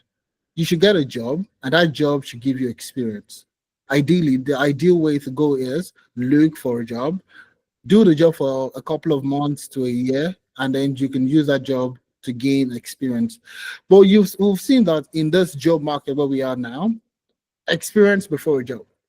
Okay, and I will tell you the reason why most recruiters and companies are focusing more on experience than actually the job itself. So you see a lot of roles, and that's why I usually tell most people if you're looking at transitioning into the tech space, there is nothing like entry level. There is absolutely nothing like entry level. Entry level basically means you have no experience. You've gone to school or you've done some kind of training and you're looking to get in a job. So they'll take you, train you on the job, and so on. In the tech space, you barely see any form of entry level jobs. Now the posing question is, if no job is there to give you the experience, where are you supposed to get this experience? That's the puzzling question. The puzzling question is, I've been applying for jobs for the last 1 year, and every job I apply to says I need experience. Well, guess what? Nobody's giving me a job so that I can actually get experience. So you see what most people do? Most people are looking for free internship. I'll come and work with you for the next 3 months, and it's even very difficult for you to get even a free internship. It's very difficult. And do you know why it's difficult? Most companies don't have that structure in order for them to be training you while you are learning or while you're working. So most organizations don't have that patience, don't have that structure that somebody's going to be mentoring you in the office, training you and doing all that. I mean, that's a lot of manpower. So that's why they're looking for people that have experience before they even get in the job. So you see, these are the reasons why, there's this survey that came out early this year. So what they did was they looked at the roles that majority of the tech roles that were posted online last year. And they got to see that most roles require work experience, years of experience. And they went ahead to ask recruiters, why are you looking for, even at entry level roles, you are still looking for experience, even at entry level. Someone that just finished university or just finished a master's program, you still require this person to have some level of experience. Why? Now, the answer was very simple. The answer was very simple and very straight to the point, and I'm going to share that with you now. I'll show you. So you see here, if you read this verbatim here, I like that it's so that it's easy for you to spot it out yourself. Applicants with work experience are assumed, it's not defined. It's not a definite statement to say that they are good technically. Okay, it's an assumed. It's assumed. So applicants with work experience are assumed to have stronger technical skills. So all the Udemy, YouTube, free resources that you're picking off Twitter, all the LinkedIn learning, all the certification, all the things that you're looking at that you think that will set you apart, what recruiters are looking for is they have assumed that people with technical skills, people with experience have stronger technical skills. Now, if you're not showcasing any form of experience, that's why you're not getting a job. Number two, such candidates produce a higher quality of work. I mean, the assumption also is if you've done it before and I bring you in, you will do it. Do you understand? So that's exactly what they're looking at. And the last one, those candidates are better at working independently. So if you've done it before, minimal supervision. Okay, so I don't need to hire another manager that will be managing you, and I have to manage the manager. All those, all those complex kind of work experience is why most recruiters and employers are more focused to getting people that have work experience. Okay, so you can see reasons why. You can see all the reasons why: stronger technical skills, higher quality of work, able to work independently, ability to learn faster on the job, need less need for managerial capacity to train on mentor. Like I said, we are living and we are working. The work environment now is faster than ever before. So if you're thinking 20 years ago, 10 years ago, where they'll bring you like 10, 15, 20 people, just to digress a little bit, when I started my career, I started as an intern. So they brought us about 5 interns into the consulting company, okay? And you had a year to learn, so many aspects of the business and so on and so forth. You hardly can't get that kind of opportunity. You hardly, and this was about 10, I would say about 10, 15 years ago, you hardly get this kind of opportunity again, where organizations would just come up to say that we're looking for 20 interns that would, take up certain position in the future. It barely happens. So you see, one of the major reasons, like I said, is less need for managerial capacity. So manager himself is busy. Manager has his KPI. Manager has the things he's thinking about, he needs to work on to improve on within the business. Then he will still have to carry another intern to be telling you need to do like this, you need to do this, you need to do that. Nobody has that time anymore within the workspace where we found ourselves. So everybody now needs to go and source for experience by themselves. Okay. So you see, those are the things. So now the critical question is, why are you still paying for courses and certificates? Clearly, we have all seen that, in order for you to get a job, you need experience.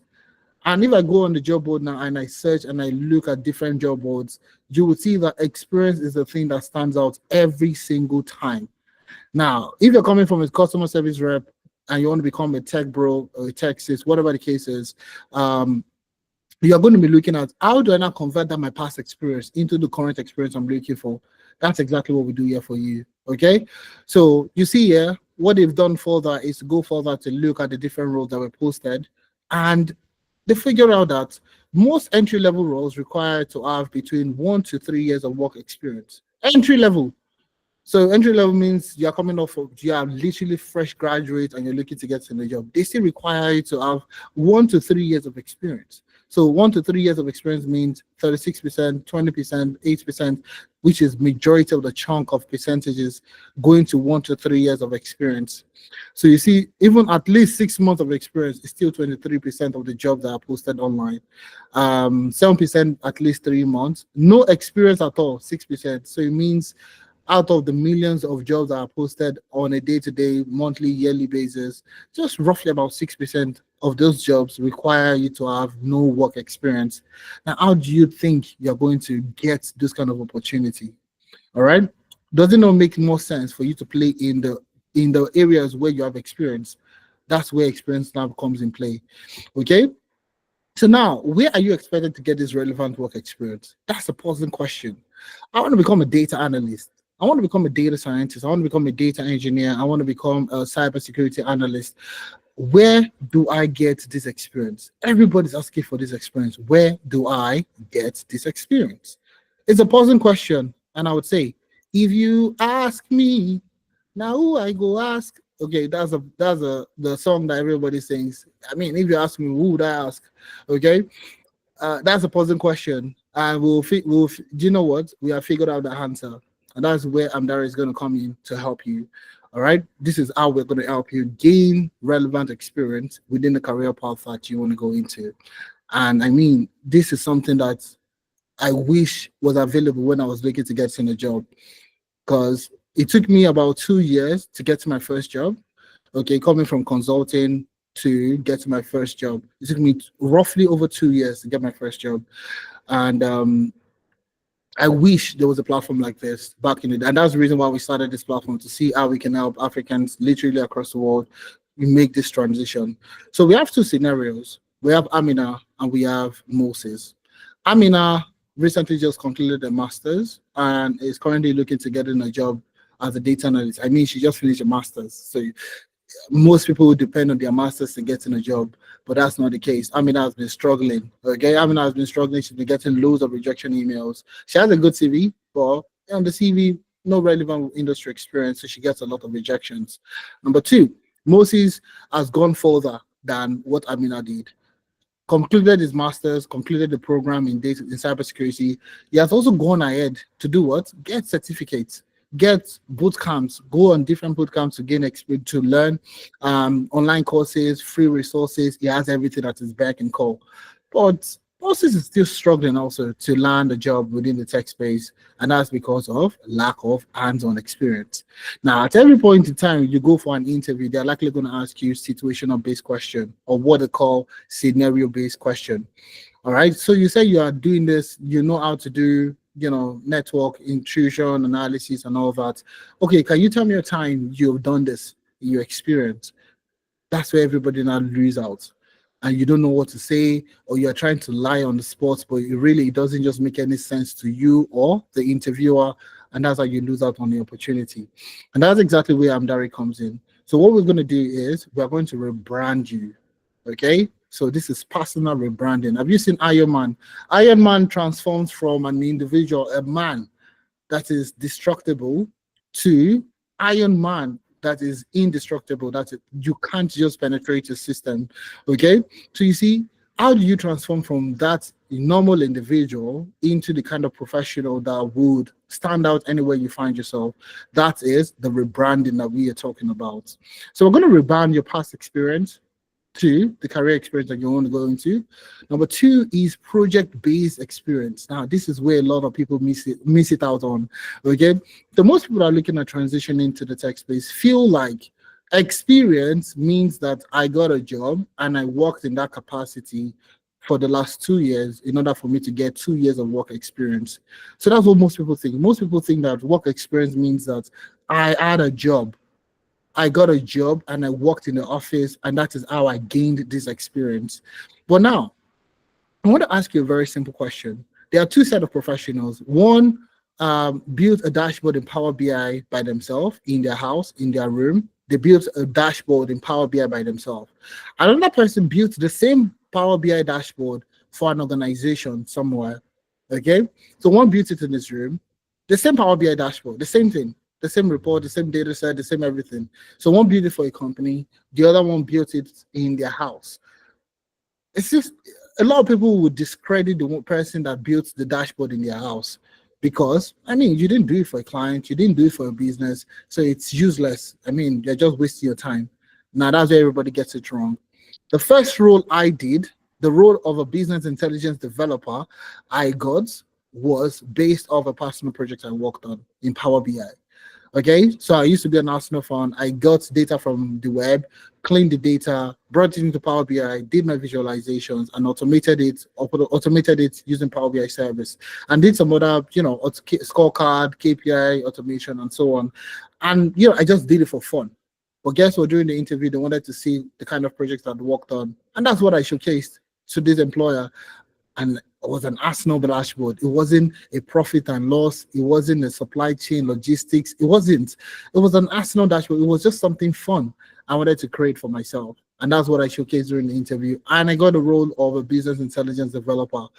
And ever since then, I've implemented it across my experience.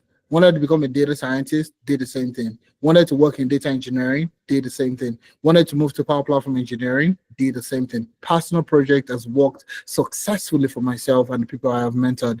And that's the reason why you're going to be working on project-based experience. But this is not random projects, and I'm going to explain that in a few seconds. Now, the last thing is employability skills, in which Omomi has already even overemphasized during the session, but I'll still, shed more light into it. So you see, the rebranding combines your project-based experience with your employability skills, and that's exactly what we do here for you. So with Amdari, you get to work on real industry projects, number one. Number two, work with cross-functional team. Number three, multiple industry experiences. Number four, multiple role experience. So most people that are looking at getting into data analytics, they feel like, okay, I want to become a data analyst, and that's the end. So the only thing that they search for when they're looking for a job is data analyst. But do you know that you can work as a product analyst? Do you know you can work as a customer insight analyst? Do you know you can work as a supply chain logistics analyst? Do you know you can work as a sales analyst? There's so many roles you could actually pursue with the skills of a data analyst. Same thing with data science, same thing with data engineering, same thing with cybersecurity. Now, multiple technology experience. Most roles will require to have multiple industry experience working with different tools and technologies. And that's what you gain with Amdari. Teamwork and project collaboration, increased confidence in future role, and networking opportunities.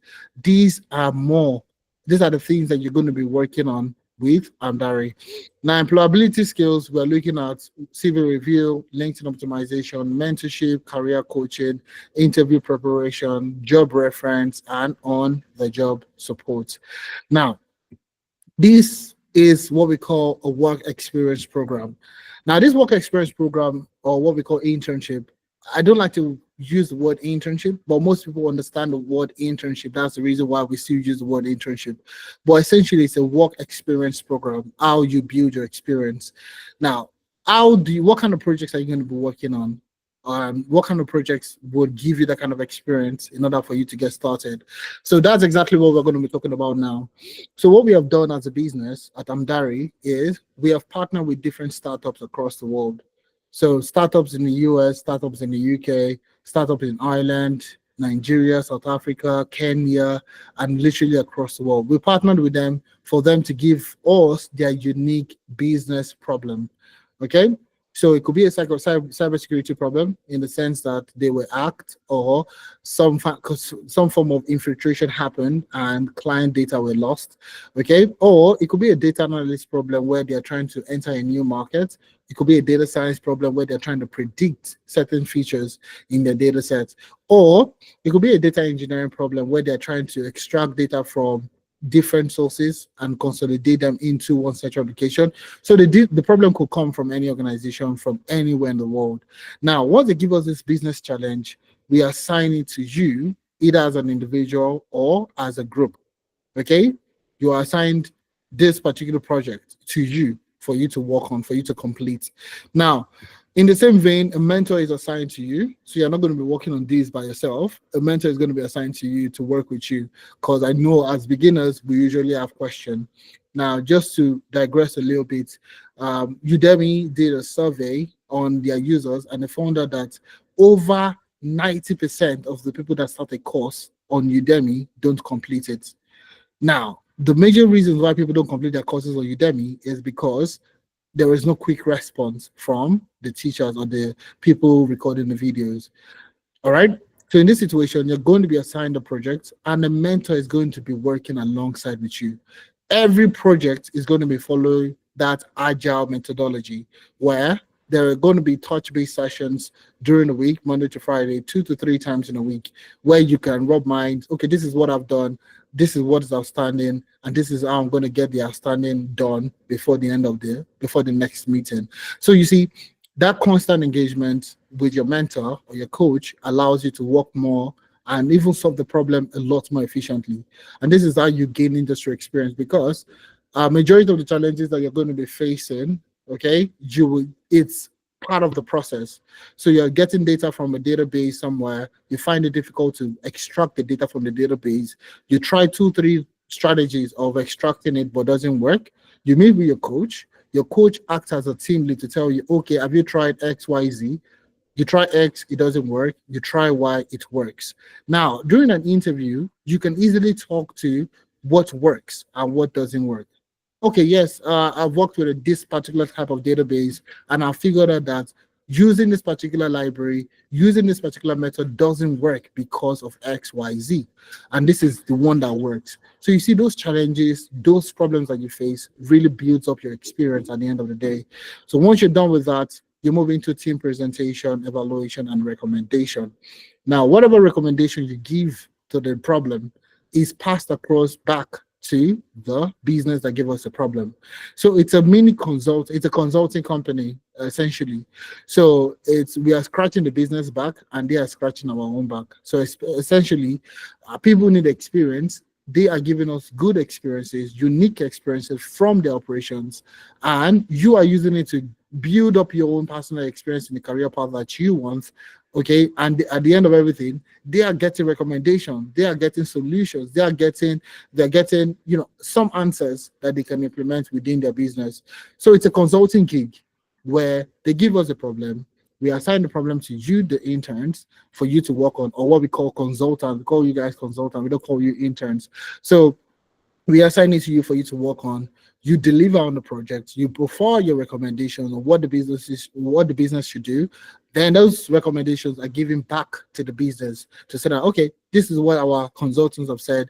This is what they think that you should do. Go ahead and implement. Now, all these experiences, you can add it to your project portfolio. Okay, and you also get a LinkedIn recommendation at the end of the project. So you can add the experience, you can add your work experience to your CV. Now, do you know what that means? You could actually you could actually say on your CV that you currently work as a cybersecurity consultant with Amdari. You currently work with as a cybersecurity or data analytics consultant with Tenalytics, with Amdari, sorry. You are data science consultant with Amdari. So you can put this on your CV Okay, and you can talk about how many clients you've worked with. Oh, yes, I've worked with clients in FMCG, or I've worked with clients with a fintech company, or I've worked with clients in the supply chain sector, or I've worked with clients in the banking sector. So you see, you're going to be gaining experience across multiple technologies, across multiple industries, and this gives you the confidence, the experience that you need to get a job. Okay, so this is experience. This is not learning technologies anymore. This is not, I want to learn Power BI. I want to learn Excel. I want to learn Splunk. I want to learn VMware. No, I mean, you can learn all that by yourself, but this is how you actually build relevant work experience. All right. Are you guys with me? Give me a thumbs up if you're here with me. If you can see me fine and clear, give me a thumbs up in the house. Put your hands up in the air. Okay, just give me a thumbs up. Fantastic. I can see all the thumbs up. All right. So now you could also get work reference from us at Amdari. Okay, because of the way we have built the consulting company, you can claim work experience from us, and you could tell if you apply for a job and they demand a work reference, we will provide you with work reference. Okay, so and last but not least, you can use these experiences during interview. So if they ask you a situational based question, tell me about a time you did XYZ, you would know how to explain. And bear in mind that we're still going to do interview preparation for you. So we'll teach you how to fine tune your answers, in the very sense of it. So now, these are the these are the career paths that we're going to be working with in the next couple of months. Okay, let me just see. Are you guys here with me? Can you guys see me fine and clear? Um, Yes, we can hear you. Oh, fantastic. That's beautiful. I love that. So if you're with me, can you type one in the chat? If you can hear me perfectly, can you type a one in the chat? Let me see. Okay, fantastic. That's good. That's good. Still have. All right. So which of these career paths are you pursuing at the moment? Okay. So we have data analytics, we have data science, we have data engineering, we have business analysis, we have SOC, which is Security Operations Center, or threat intelligence. Now, this role is very unique because you can apply for threat intelligence role, you can apply for SOC analyst role, you could apply for cybersecurity analyst role. So three career paths combined into one, I think is very interesting. Now, number 6, ethical hacking and penetration testing. Number 7, governance, risk, and compliance. So for people that don't want to do the technical things in cybersecurity, governance, risk, and compliance is your go-to place. Okay, we have the technical part of cybersecurity. We have SOC and we have ethical hacking slash penetration testing. Now we have a course starting next month, the 8th of March, and we have another one starting on the 12th of April. So whatever course that you're willing to get started with, I would say you should jump on the train as soon and as quick as possible. All right. So and bear in mind we have something very, very amazing waiting for you. Okay. Now, the discount we're running at the moment is only available for the first 20 people for each of the internship program. All right. So bear in mind that this is not an avenue for you to learn how to use Power BI, Excel, this is you building your experience that you can use in getting a job. So if you're interested in data analytics, data science, data engineering, business analysis experience, all right, we have the 3 month work experience program and we have the 6 months work experience program. Now, for the 3 months work experience program, what do you need? We're running $100 discount at the moment. So rather than you paying $400, you can actually pay $300. Now, bear in mind, you have multiple installment payments available. So you don't need to drop $300 for today's, to secure your position. You can actually pay as low as $100, and I'll show you in a few seconds. Okay, you have multiple installment payments. You have nothing to worry about. Okay, so you have the 3 months work experience program and you have the 6 months work experience program. You're saving $100 on the 3 months. So rather than paying $400, you can actually subscribe now at $300. Now for the 6 months work experience program, it's $700.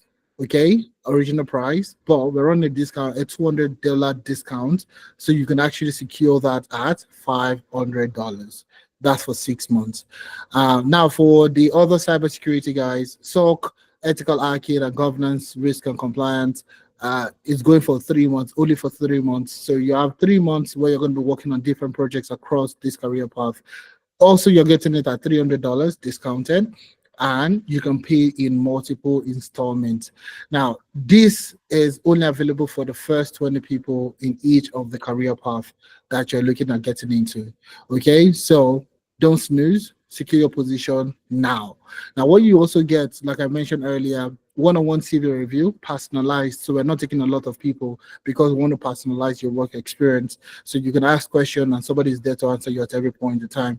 One-on-one CV review and revamp, one-on-one LinkedIn optimization, access to an exclusive remote job board. I'm going to show you our job board in a few seconds. Online portfolio builder. Okay, so all of you that are wondering how to build a portfolio, do I need to become a website developer to build my portfolio? I'm going to show you a perfect portfolio that you can actually create using the platform. You get access to that for free. Just join the program. International work reference. So all of you that are looking for UK work experience, Canada work experience, US work experience, will provide you with reference letter to back up your work experience. Access to employability sessions, career coaching sessions. So all these are designed to upskill you and give you the experience that you need in getting a job. So those are the things that we have here. All right. So we have the 3-month work experience program and we have the 6-month work experience program.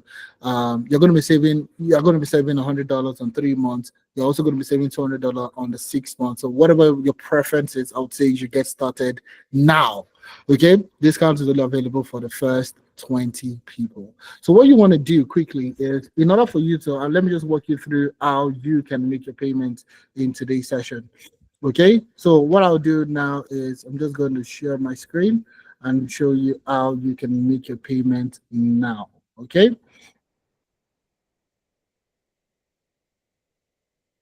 Okay, so if you're looking at getting started, I would say secure your position now by clicking in. My colleagues who have dropped the link in the chat.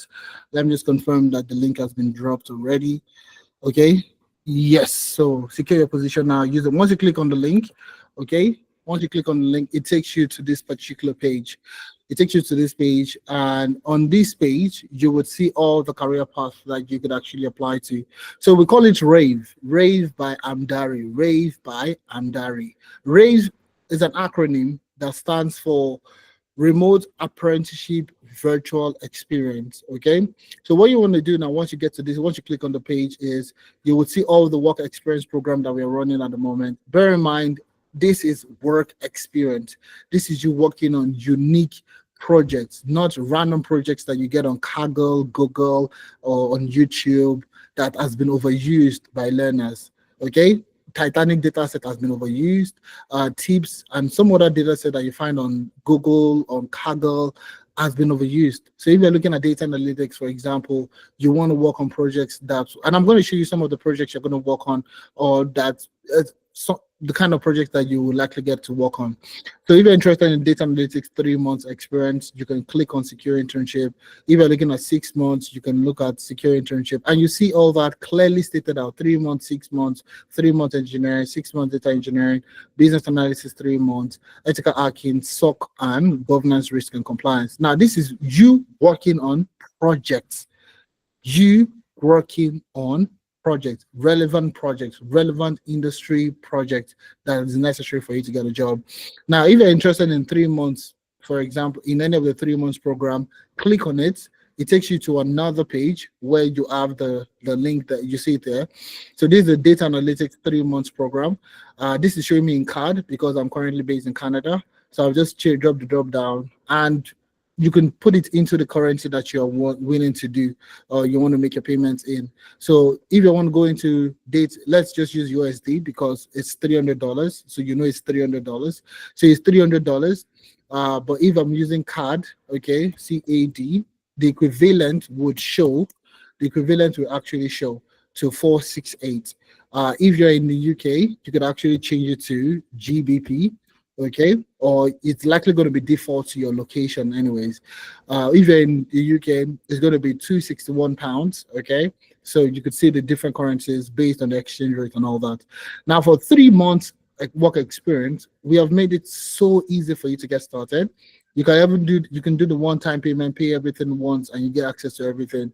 You could do the 2 monthly installment, and you can pay £130 to get started in today's session, to get started on the either of the March 8th or the April 12th. Now we also have 3 monthly installments. So it's a 3 months program and you're still paying for 3 months. So in 3 months, you'll be completing your payment. I think that's the fantastic thing that's a fantastic package for you. So you can see all you need to pay now is £88, 88.74 in order for you to get started today. Now, £88 is maybe just a week worth of, it's not even up to a week, a couple of hours of work, or and you get that sorted out.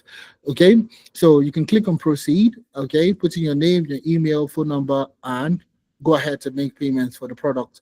For the guys that are in the US or that want to pay in dollars, or you're in an African country and you want to pay in dollars, select dollars and use that to make your payment.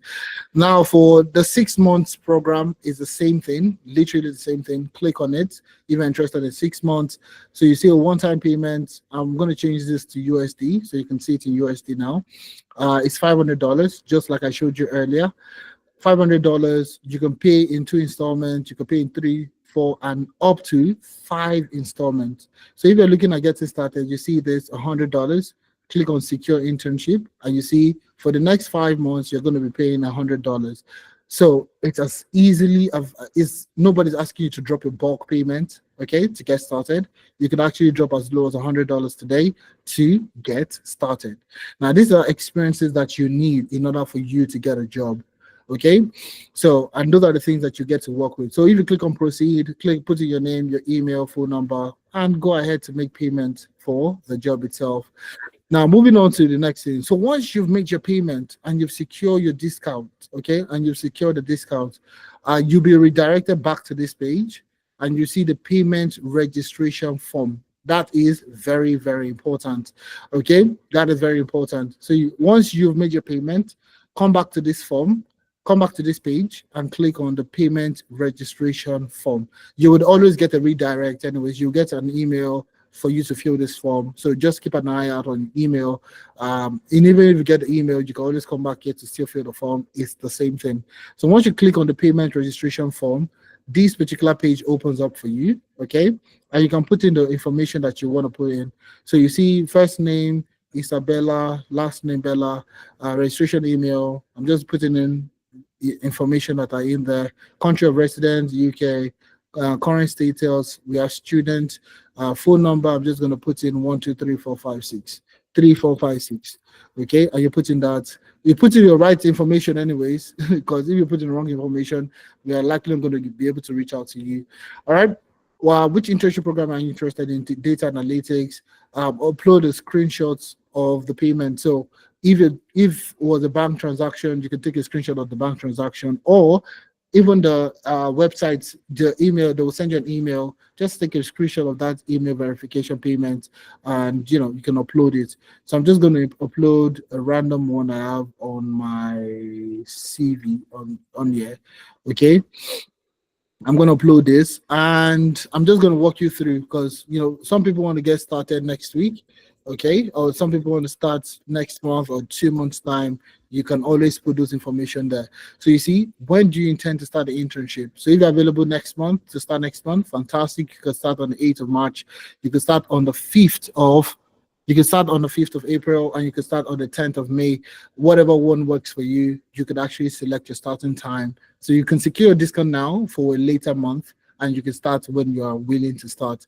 But the good thing is that you would have secured your discount. You would have secured the discount.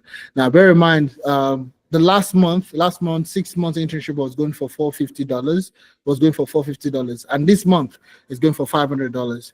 Okay, so you see, if somebody had secured their slot last month, they don't need to pay an increase. Okay, they don't need to mind about an increase. So what I would say is secure your discount now, and you can start on a later month, because all you need to get started today, if you are in the UK, £88 for 3 months and less than £100 for the 6 months internship.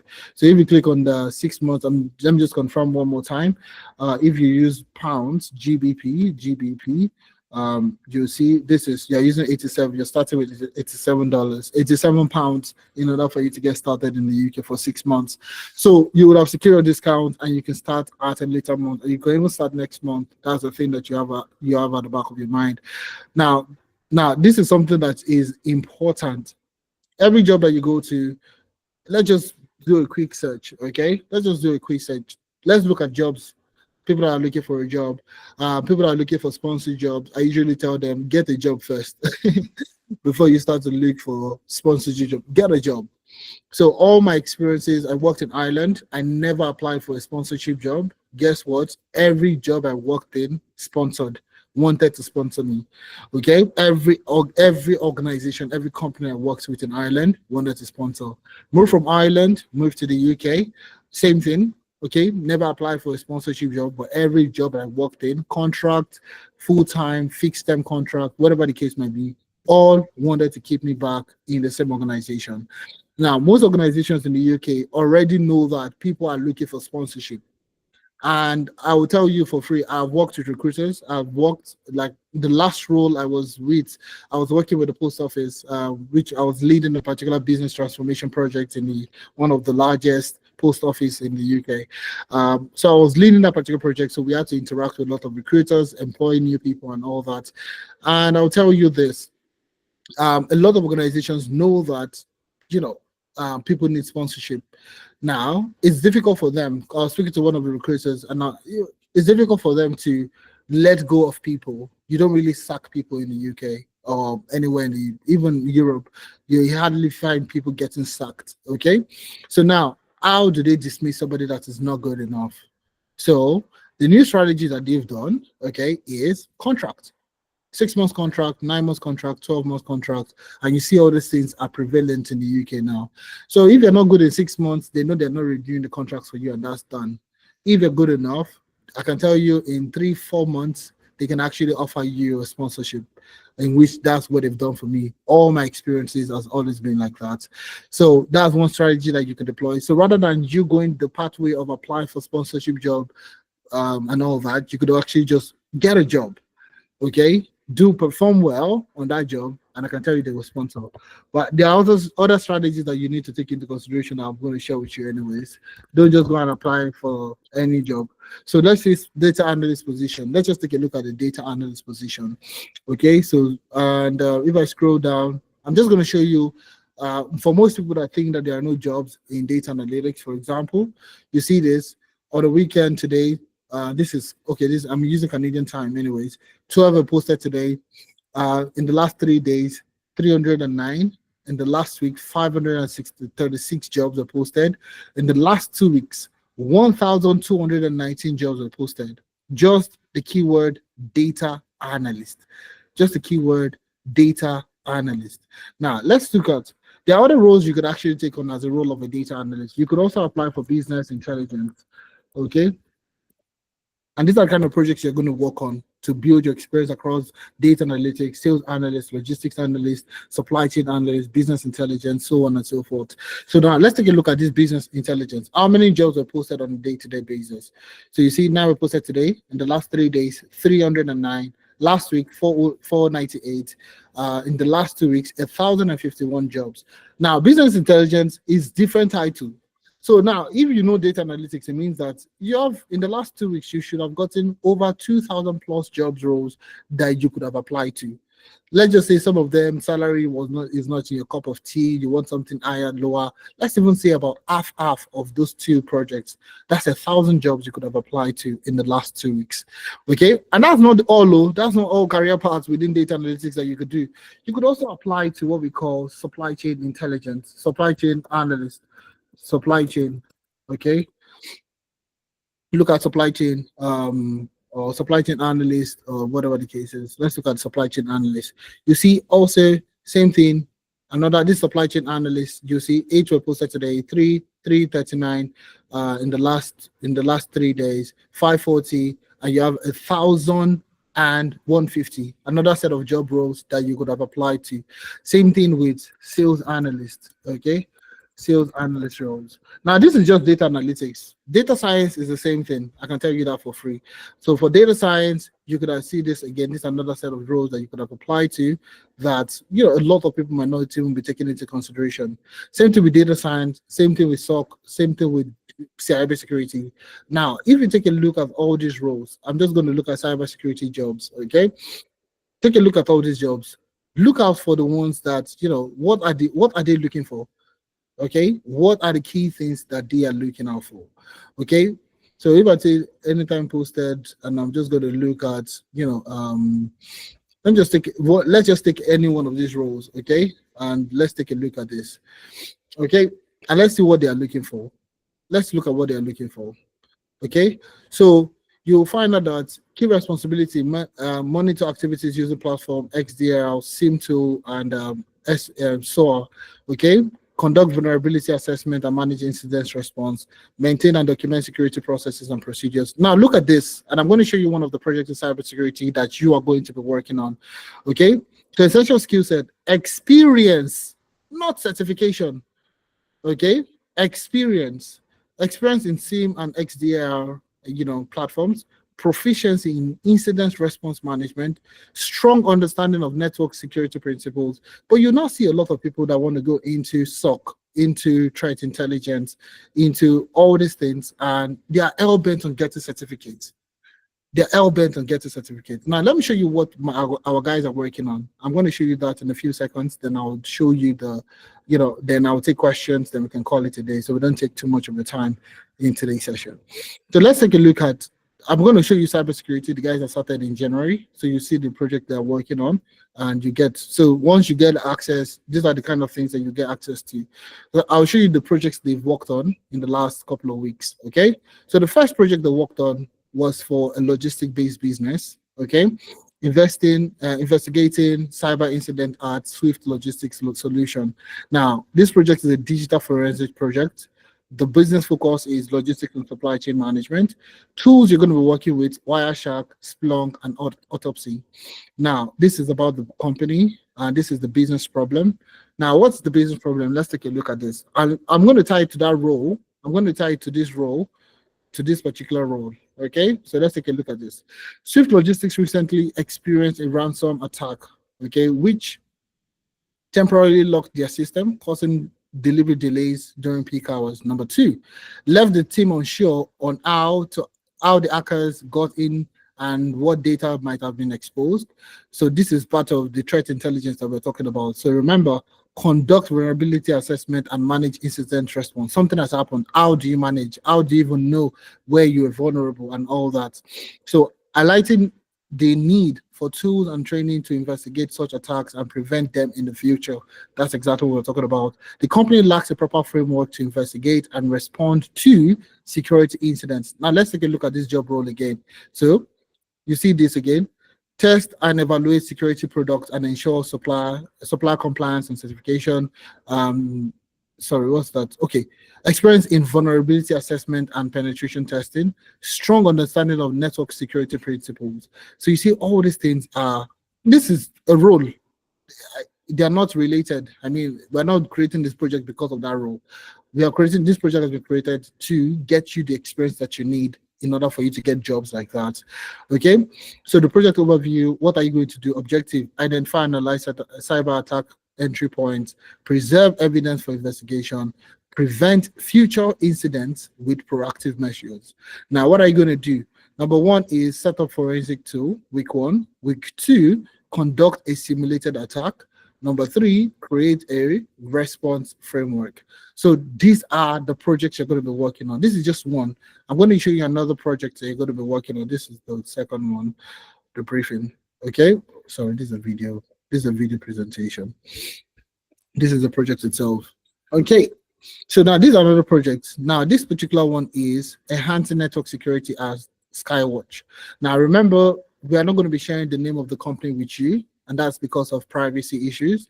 Now, if you know the company that has this cyber attack, it can lead to reputational risk for the organization. So we don't like to share information that has to do with the business itself. So they don't get they don't get fined, or they don't get some form of backlash, customers leaving their business and so on. So we don't like to share those kind of information. So we use generic names so that you don't know the business. Enhancing. So the project, this particular one is network security project, technology and IT services. So you're going to be working with Wireshark and Nmap. So about Skywatch, the business problem. So Skyward needs a robust network security framework to identify, mitigate cyber threats in real time. The inability to detect and respond to malicious activities like unauthorized access, data breaches, and network intrusion could compromise sensitive business data and disrupt operation. Now, these are the business problem, okay, and so much more. So, what are you going to be doing? You can see it now. In order for you to go through this, like I said, every project is taking that agile approach, okay. So, day one to day two, set up the test environment. Day three to day four, capture and monitor network traffic. Day five to day seven, simulate cyber attack. Day 8 to day 9, traffic analysis and intrusion detection. Day 10 to 11, generating reports and visualization. Day 12 to 30. Can you see how meticulously guided this is? This is not teaching you how to use Wireshark and SIM2. I mean, you can go anywhere to go learn it. There are materials on YouTube, there are materials literally everywhere that you can use to learn this material, to learn the technologies. But learning the technology doesn't get you the job. You talking about these experiences is what gets you the job. Now, how would I put this in my experience if I were you looking to get into cybersecurity? Oh, currently I work as a cybersecurity consultant with Amdari. Now, at Amdari, we work with different clients across the world, ranging from the UK to the US to the African markets. Now, based on the question you asked me, I worked with one of our clients, which specialized within the technology and IT services domain. And essentially, these are the problems that they had, and this is exactly what we did. So the first thing that we did was to set up the test environment where we're going to be working and so on and so forth. So you see, this is how you build experience, and that's the same thing you do across all other work experience. So I can show you that of the data analyst. Okay, I won't take too much time because I've taken too much time in cybersecurity. But I'm going to show you that of this is that of the data analyst. Okay, so this is a supply chain project.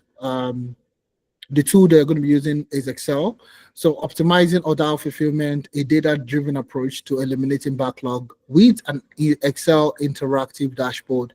Now, this is very interesting because this is what you need to get a job, essentially.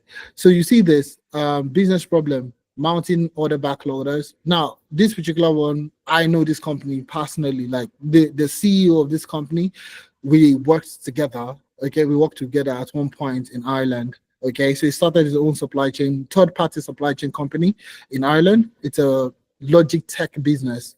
Now, essentially, what happened was, I'll just give a brief so I don't go through all the project itself. Give you a brief. So the business, they had a back order. They had a back order issue. And what is back order? So take, for example, you work with Amazon or you work with Jumia or whatever e-commerce brand you want to talk about. Okay, so every day there's an estimated number of products that you need to deliver, correct? So say today you need to deliver 500 products, okay, to your customers. People come on Jumia, ordered for products, and they were meant to deliver it today. So peradventure, the 500 products were not delivered. Let's say just about 350 were delivered. So it means there was an outstanding of 150. Okay, that 150 is moved to the next day. But the next day, you also have products that you need to deliver. Let's say you have another 700 products you need to deliver tomorrow. So that's 700 plus the 150 from today, making it 850. So obviously, because those things are not being into consideration, are not taken into consideration. 850, let's say out of that 850, you're able to deliver 500. It remains 350. 350, and that's how you see those back orders starts to mount. It just starts to increase over time. And in a month, that 350 or 100 can increase to like 1,000, 2,000, 3,000 back orders. So now that's the issue that he had. They had a mounting back order, okay, and they wanted to eliminate it using data analytics. So what we did, okay, so what you're going to do is use Excel to build a report, but you're also going to do something else, which is the project enhancement that you have here using Office Script. Now, Office Script is an automation tool for you to automate certain reports in Excel. Now, if you've worked anywhere before, you will notice that there are some things that you need to do on a daily basis, report that you need to build on a daily basis, weekly, monthly, whatever the case might be. Now, some of these reports can be very cumbersome. Some of them can be very mundane. Now, the good thing about Office Script is you can use Office Script to automate the generation of this report. And that's exactly what you're going to do here. You're going to use Office Script to automate. So VBA, most people talk about VBA. I want to learn VBA. VBA are no more updated. VBA was the last time VBA was updated was maybe in 2005 or something like that. Far back, VBA is outdated. So what most professionals now use, what Excel is expecting you to use is Office Script. So you use Office Script for automation. So Office Script is what you're going to use, and majority of the people don't know how to use Office Script. I can tell you that for free. So you're going to be using Office Script for your automation in this particular project. Going to look at project number 2. So you see this one is customer analytics. This is a customer analytics project. The first one was a supply chain project. This is a customer project. So you see the same thing. I'm going to show you that of business analysis, the project they're currently working on. So you see project brief document. This is the BRD, the business requirement document from the client itself, from themselves. So for the business analyst, you're going to be working on such kind of project, a real life project. This is IRSense, an AI-powered recruitment platform designed to bridge the gap between job seekers and employer. So it's a web-based platform that's going to be leveraging AI for recruitment purposes. Okay. Now, you are going to be the business analyst on this project to deliver this live product to the client themselves. And that's exactly what you're going to be working on. So there's a business problem. There are different user personas that you're going to be working with, and you are going to be having, there's a project manager, there's a product manager, there are different people that you're going to be interacting with to simulate that real life experience that you need. It's actually going to be real life. It's not simulating anything. It's going to be real life, and you're going to be working as a business analyst on this project in order for you to deliver. So this is what the guys in general are working with. When you start yours, you would have your own personal project that you're going to be working on. Same thing in data engineering, same thing in data science, same thing across all the career paths that we have. Just because we don't have enough time, I may not be able to go through every single aspect of this, and that's it. Okay, so I'll take the next 5-10 minutes to take some questions, but before that, I would like to tell you again, secure your discount now. Secure your discount now, not tomorrow, not next week. Secure it now. Okay, so I'll be taking some questions. Let me see if there are questions in the chat. I'll just be seeing them. So if you have any questions, please don't hesitate to share your questions in the chat. Okay. Okay,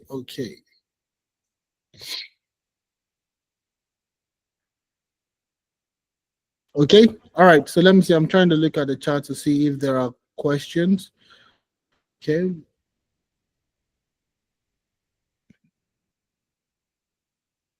Okay. So it's so tiny. I'm coming. Let me just zoom in a bit. Okay, so apparently work in the care sector. That's fine. We're going to work with you to get things started. So I have some people that are raising up their hand. I think I'll just take those people first. Pastor Ezekiel. So I would say secure discount now. We have the 3 months plan. We have the 6 months plan. Whatever works for you, you could actually get started as soon as possible. Okay. But if you had a wonderful time, if you're having a wonderful time, please give me a thumbs up give me a thumbs up if this is exactly what you've been waiting for, you've been looking for. All right, fantastic. All right. Okay, so Moses, you have a question there. Let me just take a question. I have a certificate in cybersecurity, but no experience at all. So I'm unsure which of the options under cybersecurity to choose. What would you suggest? I would say it depends on you. Do you want to go technical, or do you want to go? I think we should allow people to be able to speak. I think that's something that we should allow people to turn on their microphone. So if let me see. Moses, you can unmute yourself and ask your question so we can quickly interact. Okay. So Moses, yes, go ahead. Unmute yourself. All right. Good evening, everybody. It's Good evening. 10 p.m. here, so good evening to everybody. Thank you very much. It's been a wonderful session. I really appreciate being a part of this session. So quickly, like I said, certification in cybersecurity, ISC squared, but no experience at all. I have no experience even in terms of technical experience. So I'm a little bit unsure if I would be able to do any form of work or internship in that regard, which is why I'm asking, what would you suggest? I mean, GRC, it stated there, requires no technical experience, going forward. But if I will be able to pick up technical experience in the process of this internship, I would really love that. But I'm unsure if that's feasible or not. Okay. All right, that's a good one. So what I would say, what I would recommend, what kind of experience, what kind of role do you see yourself in? Do you want to be in a technical role or in a non-technical role in cybersecurity? Technical. Technical. So what I would say is, without a doubt, you're going for either the pen testing or you're going for SOC. Now, for most beginners, would likely want to go for SOC, just because it is much more. It's more. How would I put it? It's more interactive. If I would say that, if I were to use the word interactive, in the sense that you're working almost in real time and you're seeing the impact of the work. Almost the same thing with pen testing too. All right. So just looking at, most people are looking at getting started, they would want to go, if they want to go technical, they usually go the route of SOC/threat intelligence in order for them to get what they're looking for. So if that's something you're also considering, I would say without a doubt you should get started on that. I would say you should go for the SOC/threat intelligence. Now the good thing about this is you are going to be given materials for you to work with. So if I go to cybersecurity, for example, and I go to classwork, I'm just going to show you what I'm talking about. So you see, you have quite a number of resources: Wireshark to Splunk to Autopsy to Microsoft Defender, so on and so forth. You're going to get resources that you can watch at your own pace, learn, and work and tackle the project. So that's the best way to learn. So most people usually like to put the cart before the horse. So they want to learn first, then go to learn, then go and work on projects. But you could always do the same thing at the same time. Okay, so you're still going to get those resources that would help you sort of learn the technology and gets you to work on the tools itself, work on the project itself. I don't know if this makes sense, Moses. Absolutely. Thank you so much. All right. So I'll be looking forward to having you on board, Moses. Okay. Hello, good Yes. evening. Yes. Hello, good evening. Yes, Dapo. Dapo, yes, I can hear you perfectly. Dapo EB. Okay, I think he's muted himself. Hello, this is David. Can I talk? No, Oh. I'm not muted. Can you hear me? Okay, David, I'll take you. I'm coming. I have Pastor Ezekiel next, but Dapo, let me just take you. Then I'll take Pastor Ezekiel. Then I'll take Okay. Sinatrix. Yeah. Okay. Great to hear your. I've been following you since. It's been very interesting. Somebody like me, I've been a database administrator for almost 2 decades. I decided to switch to data science. When you are saying data science, data analytics, data engineering, they are all embodied in one place.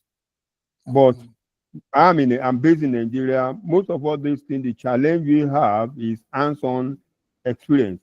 I lost a job of about $2,500, 2003. After all said and done with the experience I've gathered, the woman said, "What have you done before?" The best I've done is I trained Power BI, both Nigeria and UK online, but having a dirty hands on data analytics, I don't have anything to showcase for this. My interest is the core of data science, data analytics is data engineering, where the data is coming from.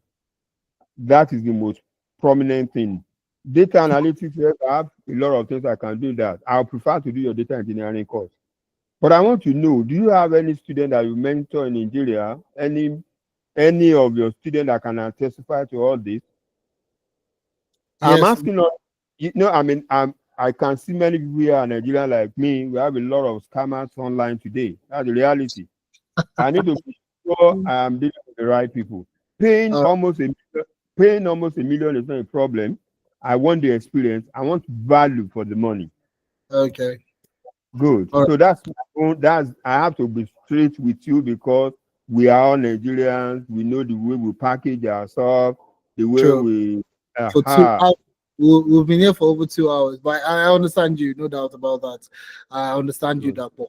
So what I would say is we Yeah. have a YouTube channel. You can come here to check out our YouTube channel. You will come listen to what our participants have to say. Okay, so you see, we have sessions like this. Okay, I'm just gonna give me a second on this. Okay, yes. So you see, Amdari Interns Project Showcase. This Can is I have this. access to you? Yeah, it's on YouTube. Just go on YouTube, search for Amdari. Search for Amdari. Okay. All right. Okay. So we have this what we call it Amdari Interns Project Showcase. So you see, this is Okay. Promise Science, this is Ibrahim Okay. Data Engineer, and this is Nemat Data Analytics. So you get to see these people. So we have this session almost every other week. If you scroll down, you see also, or you could just search for interns. Okay, intern Okay. showcase. So I'm Dari helped me land my an internship. I'm Dari helped me land an internship testimonial. So I'm Dari helped me land my internship. I'm Dari employability training sessions. You'll see all that there.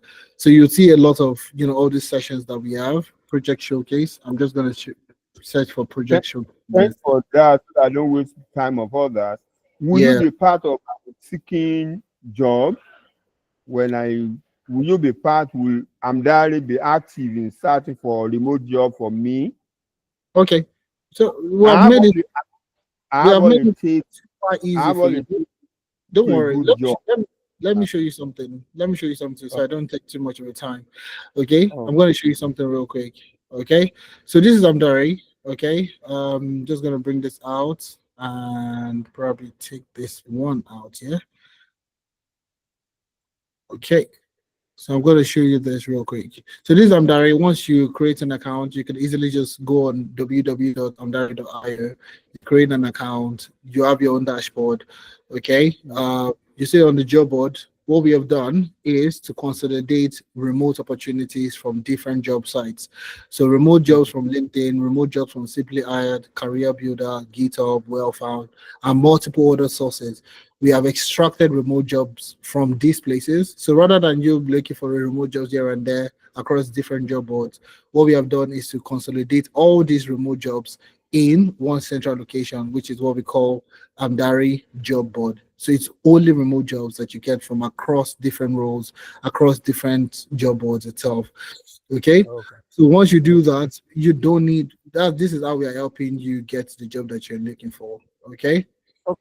No problem. Thank you. So you see all these remote jobs from AWS to from the US to the UK to Canada. You can see this is in Canada, this US, and you see all that. You could also search for the word itself. So if you're looking at data analyst roles, okay, you see quite a number of data analyst roles that are there from the US to UK to Canada and so on and so forth. You see many pages in there. So we are always constantly updating this, constantly pulling a lot of remote roles into the site in order for you to apply to. Does that make sense, Dapo? Yeah. That's good. Thanks a lot. In the same vein, we also provide you with this portfolio page. So once you create an account, you also get access to this remote portfolio website. It's going to be your own website. It's going to be dedicated to you. So this is mine. If I want to share with you guys now, I just click on this link and I'll drop it in the chat. Okay. So once I drop it in the chat, you'll see it's going to be a web page. I'm just going to put it there for you guys to see. So now this is my own portfolio link. Okay. And it's as simple as just creating an account on Amdari and you get access to this portfolio page. Now, this is only for paying users. This is not for everybody. It's only for paying paid users. Now, if I copy that link and I share it with a recruiter, okay, I'm going to take you back to my browser, the other browser I was using. If I take that link and I paste it here and I run it, okay, and you see it's going to show this is the web page. So this is a dedicated web page for my portfolio. So it is going to show you. So this is what the recruiter will see. So the recruiter would not see the other page, this page that has the dashboard and all these things. All right. The recruiter would not see all this dashboard, all these things that I have there. This is what the recruiter would see. The recruiter will just see my portfolio overview, my portfolio sites. Okay, my portfolio sites, and you see this. I am Ifemina April, a co-founder from Canada, and you see available to hire, the projects I've worked on, so on, my proficiency. So let's say today I want to add more technologies, I can always add more tools to it, specialization, so on and so forth. Now, the projects I've worked on, I can easily walk you through it, all right? Or the recruiter can actually click on projects and they can see the projects I've worked on. Telecom growth strategies, product campaign, telecom growth revolution, insightful manufacturing, energy market resilience metrics, cybersecurity, sales excellence, distribution network analysis. So if I click on any of the projects, you see it pops up again. So we've made it easy for you to document your portfolio, Project. your projects. It's Portfolio. very easy for you to document, very, very easy. So if you go back to the main page, I can easily go to my project and add a new project to it. Okay, and add a new project. Click on the add. I can upload an Amdari project or I can upload an external project. So if it's an external project, I click on it and you can see it's easy for you to document. Just put it in there, straightforward. So rather than you going to learn how to build a website for your project, this is an Yeah. easy piece for people that have paid and coming on the platform. So you get access to this, you get access to the remote job board. You also get access to learning opportunities. Okay, so this is going to be launching this month, next couple of weeks actually. You get access to you get access to courses that you could actually use to learn within the training, within the internship. So you get quite a number of things. So you're learning, you get a remote job board, you get a portfolio site, okay, and you get access to CV review, LinkedIn optimization, and so many other things that you get from joining the board.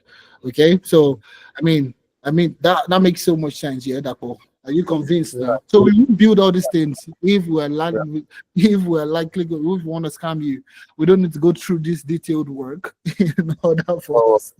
well, Yeah, you pardon my ingenuity. You know us. You know me. I know you. We are Nigerian. So I I know. have. Yeah. I totally Thanks a understand. lot. Like, we're looking forward to having you on board. Thank you very much for that very, very interesting So question. I'll join you guys. I'll join you guys. We are waiting for you, Dapo. We are literally just No, waiting for you. All right. no problem. Thank you very much for that. All right. So Yeah, well, let me take the next person. Okay. I have Sinatress. I had Pastor somebody there, but I'm gonna take Sinatress next. No, Pastor. Pastor's done. It's David. The pastor's talking to you already. No, David is you. David, you're next. I'm taking Yes. it to people raise up their hands. So Okay. Sinatress, David. Okay. Okay. All right. Sorry about Hi. so yes, Sinatress. Hello. Yes, hello, Sinatress. Are you there? Hi, FA. Please, I have two questions. One is when you spoke about your pivoting from working in a warehouse to business intelligence developer. So I just wanted to ask you that, considering that you already had 4 years of experience in management consulting, why did it take you that long to be able to, get another job? Then my second question, sorry, is because I think I'm almost on the same boat. So it's not like I've got experience. I don't have any experience, but I have a master's degree in data science. I'm currently on the data analytics program, February cohort. So it's more like, I don't know if I'm looking for reassurance, but I just want to understand why it took that long. And secondly, for someone like me, I'm in the UK and I'm already on a skilled worker visa, but I've not been able to figure out how I'm going to move from where I am currently, because the industry I am currently, to the tech industry. So considering that employers, they want to see that you can perform before giving you a sponsorship. Yeah. So what would you advise? All right, Sinatress, thank you very much. That's a very, very interesting question. So it took me over 2 years in order for me to get my first job, because number one was because there was no platform like what we have today. Okay, number one, so I had to do a lot of self-learning. It took me so I was not focused also. So today I'm learning. I know somebody that got a job as a software engineer. I moved into software engineering. I know somebody else that got a job as a product designer. I moved into product design. So I spent quite a number of time just dilly-dallying and everything. And by the time I wanted to even settle down on data, to say that, okay, I want to become a data analyst, a data scientist at the time, also it was difficult for me to just consolidate a structured learning. Okay, was not there. Okay, so it wasn't very structured for me, anyways. So another major reasons was no mentorship. So things that I know today, okay, things that I've worked with other people to achieve, uh, there was nobody to work with me at that time. So I was trying and try and error, try and error. Is this working? It's not working. I try another thing, try and error, try and error. So it took me a long time for me to test different assumptions in order for me to land the first role itself. I was looking at getting a job in Nigeria. I didn't want to relocate, but majority of the jobs I was looking at getting in Nigeria at the time was not giving me what I wanted. It wasn't giving me the kind of, first of all, salary package I was looking for, and so on. So I had to look at, let me try something outside the country. Going outside the country also was difficult because a lot of people will tell you nonsense, honestly speaking. So people will tell you you need to work in order for you to get a job. In order for you to get a job in the country, let's say the UK, you need to work for a UK-based company in order for you to get experience, UK-based experience, that kind of thing. Some people will tell you it's just very difficult for you to get a job because of your name. So if they see your name, if it meant at April, it's not English. So they just know that you're not an indigent, so they don't get you the job. Some people will tell you so many nonsense. So, and I allowed all those things to enter into my head also. So that was one of the main reasons why I even got a job in the warehouse. So just so that, I would show that I am working in Ireland. I will show that, there were so many misconceptions I heard, and it also deterred my transitioning. So those are the things, that's part of the reasons why we have sessions like this, so we can create some form of awareness to tell people that don't listen. It's not one person telling you or two, three people telling you something doesn't mean it makes it true. Okay.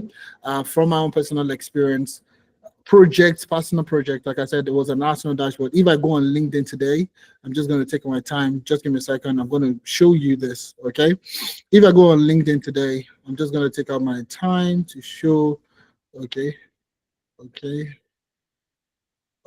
me just go on LinkedIn, and I'm going to go to my profile. I'm going to go to my profile to review my profile, and you'll see personal things I've done personally. So if I go to my activities, show or post, okay, and I want to scroll down to the bottom. I'm just going to scroll down to a couple of years ago. Okay, so you'll see that this is not like me just telling, okay, this is what I was looking at getting, some contracts, in data science, okay, computer vision is more specific. So I was looking at getting into data science, okay, majorly computer vision. So I wanted to work on certain projects in computer vision, and that's when I started working on these projects myself. So you can see all the personal projects I posted just a couple of years ago. So this was 3 years ago, but this happened well before 3 years ago. So I just posted this recently online, much more recently. So if you scroll down, you'll see that I have been doing. So this is another project I posted. You see all these things I posted online. So personal project has gotten me to where I am today. Every project I'm working on, anything that I'm doing today, it's my personal projects that you'd see there. Okay, my personal project. So that's honestly, it's not. So what we have done today is to provide a platform that will make it easier for most people to transition. You're looking for experience. Where do you get this experience? Amdari is where you get the experience. If you're looking to learn all those things, I mean, learning, you can do it anywhere at the moment. Okay. So, Sinatra, I don't know if I've answered your question. So that's why it took me time for me to transition. Quite a number of hiccups in there. So if that, Yeah, thank you. You've answered the first part of my question. The second part is that I was asking that for someone like me, what would you advise if I'm looking to pivot from the current industry that I am in to data analytics? Yeah, so I'm already on the February cohort. that's Yeah, the I've done so many personal projects prior to this time, prior to joining.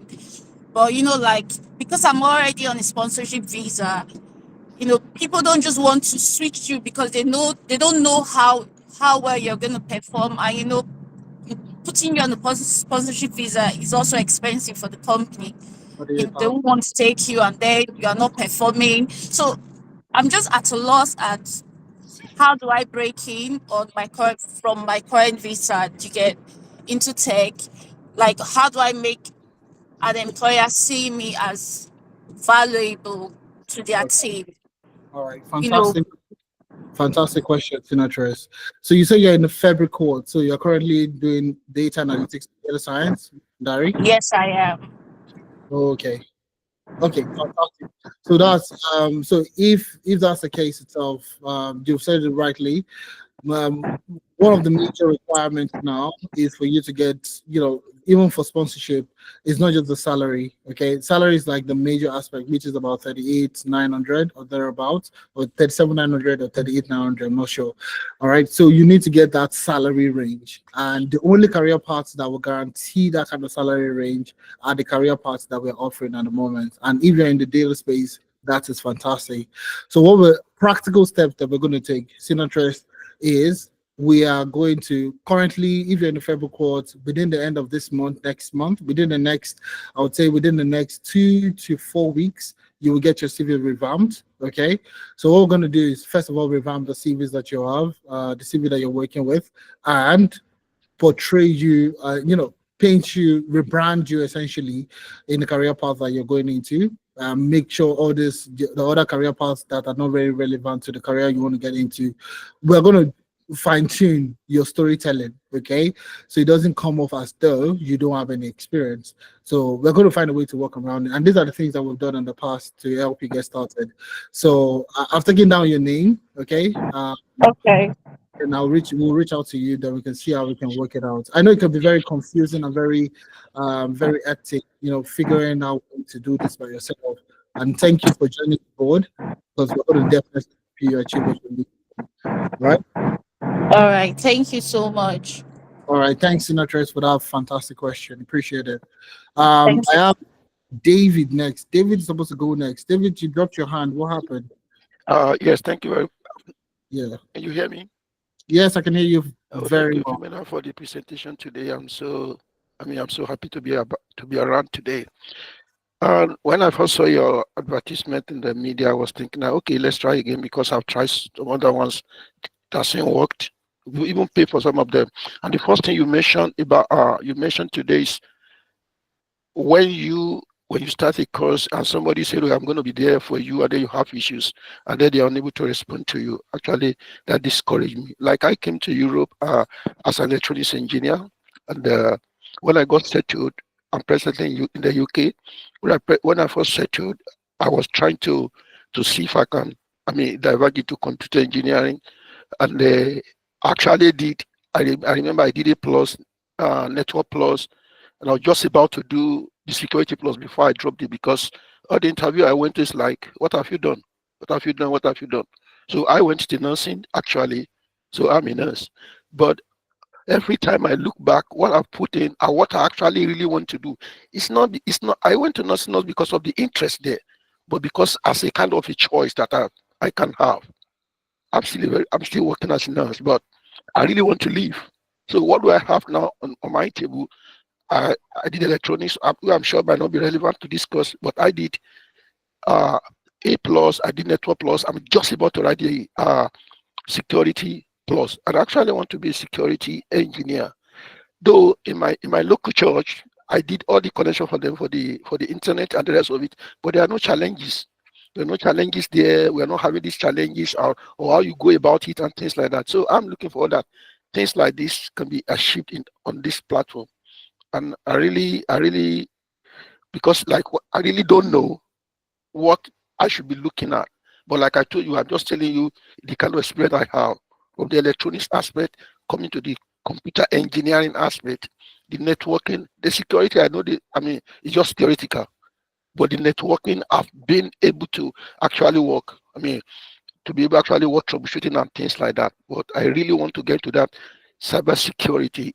Am I still going to do the exam, which I'm planning to do in another few weeks? That is security. I've been preparing for it, or I just move to another platform entirely so that I can achieve my aim and then move from where I am to what I really want to do. That's just my question. Thank you. All right, David. We've all been in your situations before, and I'm pretty sure you're not the only one in your situation at the moment. So, what I would advise you is very simple. There's something we call in-demand skills. Um, I don't want you to go focus on something that you would struggle to get a job. So, what we have done, okay, so what we have done is to look at career paths that are in demand. Okay, focus on career paths that are in demand. I'm not saying security, infrastructure, and all that is not in demand. It is in demand. And The key thing here is learning a skill that can guarantee you a job quickly. Mhm. Okay, it's not you learning something that will get you a job in 2 years, 3 years, and all that. So what I want you to do to what just take out 10, 15 minutes of your time today, go on any job board of your choice. Okay, any job board in the UK, read CV Library, LinkedIn, any one of them, JobServe. What I want you to do today is search for the job that you want to do. We're not doing anything around security, networking. Okay, I think you're more of a networker. Looking at what you're talking about, using the RJ45, using putting connections together. We don't have any career path within that networking capacity. Okay, so what I want you to do is look at those jobs that you find online, those jobs that you feel like you want to apply to, and identify the things that you need to get the job. Now, take for example, if I want to go into a cybersecurity role, okay, this is one job. I can see consistently the things that they're looking for: essential skill set, experience with SIM, proficiency in incident response management, strong understanding of network security principles, and experience in vulnerability assessment, penetration test, and penetration testing. Now, this is what I need to succeed. These are an essential skill set. That's what I want you to do. Look at different roles, okay? Look at different roles and look at what is required for you to succeed in that role. So now for this one, now key responsibility, so on and so forth. You see now, design, monitor, maintain, configure, lead security initiatives, so on and so forth. So you see this one, that giving you the key responsibilities, the key requirements in order for you to become this role, to get this role: strong technical expertise in firewall incidents, experience again in Microsoft Stack, familiarity with Microsoft Defender. I showed you one of the projects you are going to be working with Microsoft Defender, knowledge of ISO 27001 standard, that's governance, risk, and compliance. That's the compliance framework. Industry recognition, recognized certifications, ideally. So there's so many ones or similar fields. So when you say things like this or similar fields, it means literally anything that you get that is similar to what we have, you're fine, you're good to go. Solid understanding of cybersecurity concept, experience in team leadership, guiding, and mentoring. So what I want you to do, David, spend the next 20 minutes of your day today, either tomorrow, this weekend, look at the jobs you want to apply to and look at what the key requirements are. Now, if everything that you're doing at the moment doesn't tie to that job that you want to get, you're wasting your time, David. I don't know much about networking. I did networking when I was in university, part of one of the curriculums I did. So I know a bit of networking, connecting the cords, how to use a router, from router to your switch and all that. Yes, I understand it. Look at the jobs that you want to do. Spend the next 20 minutes of your day looking at the key requirements from different jobs. Okay, that will tell you exactly what you need in order for you to get the job. Okay, so currently we are looking at becoming a cybersecurity analyst or all that. We can help you. Literally, that's why we designed the program. SOC analyst, threat intelligence, pen testing, ethical hacking, GRC.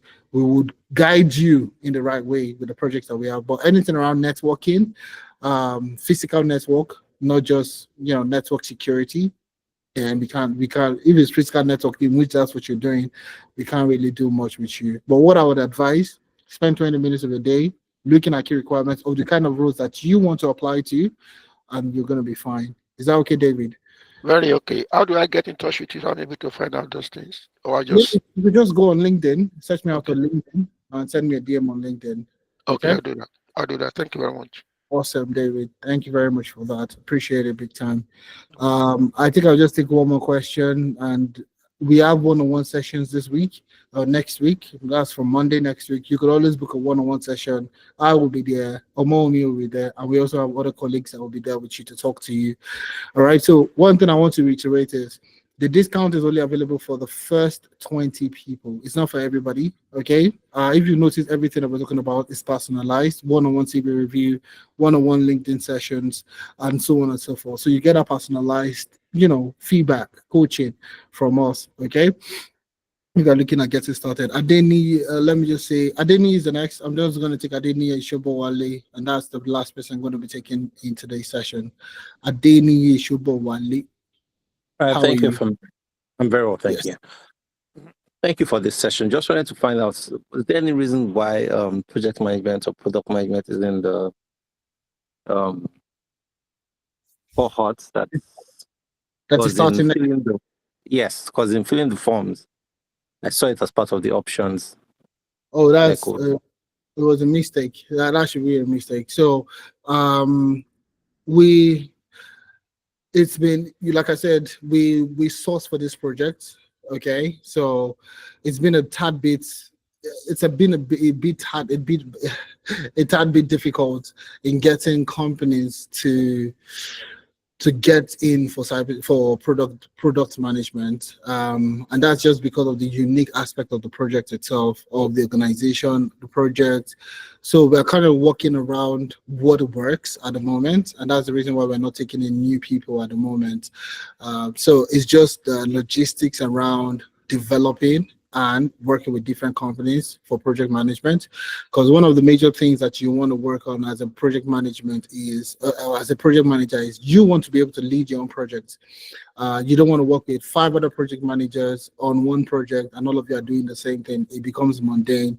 So we're looking at how we can build a system where every project manager is leading a project and you're getting that hands-on experience that you need.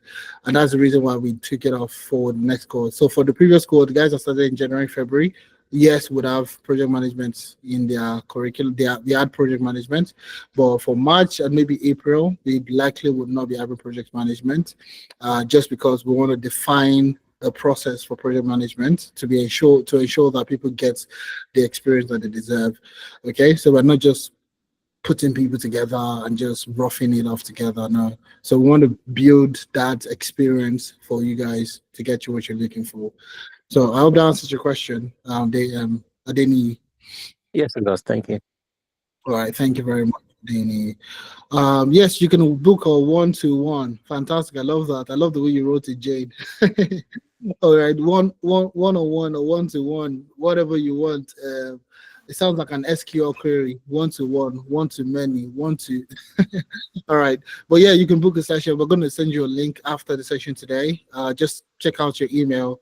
We'll send you a link for you to book the one-on-one session for next week.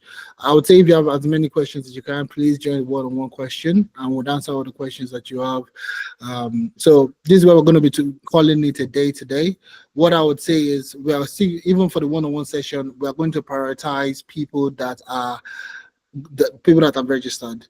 So if you're registered and you can register, you can always change your mind. You can always make adjustment. You can secure a discount. We're going to be prioritizing people that have made payment, because obviously you've made payments and you're willing. So we're going to prioritize those people for one-on-one payment for the one-on-one session. So I would say secure a discount now, unless you can book your session. You can always book the session.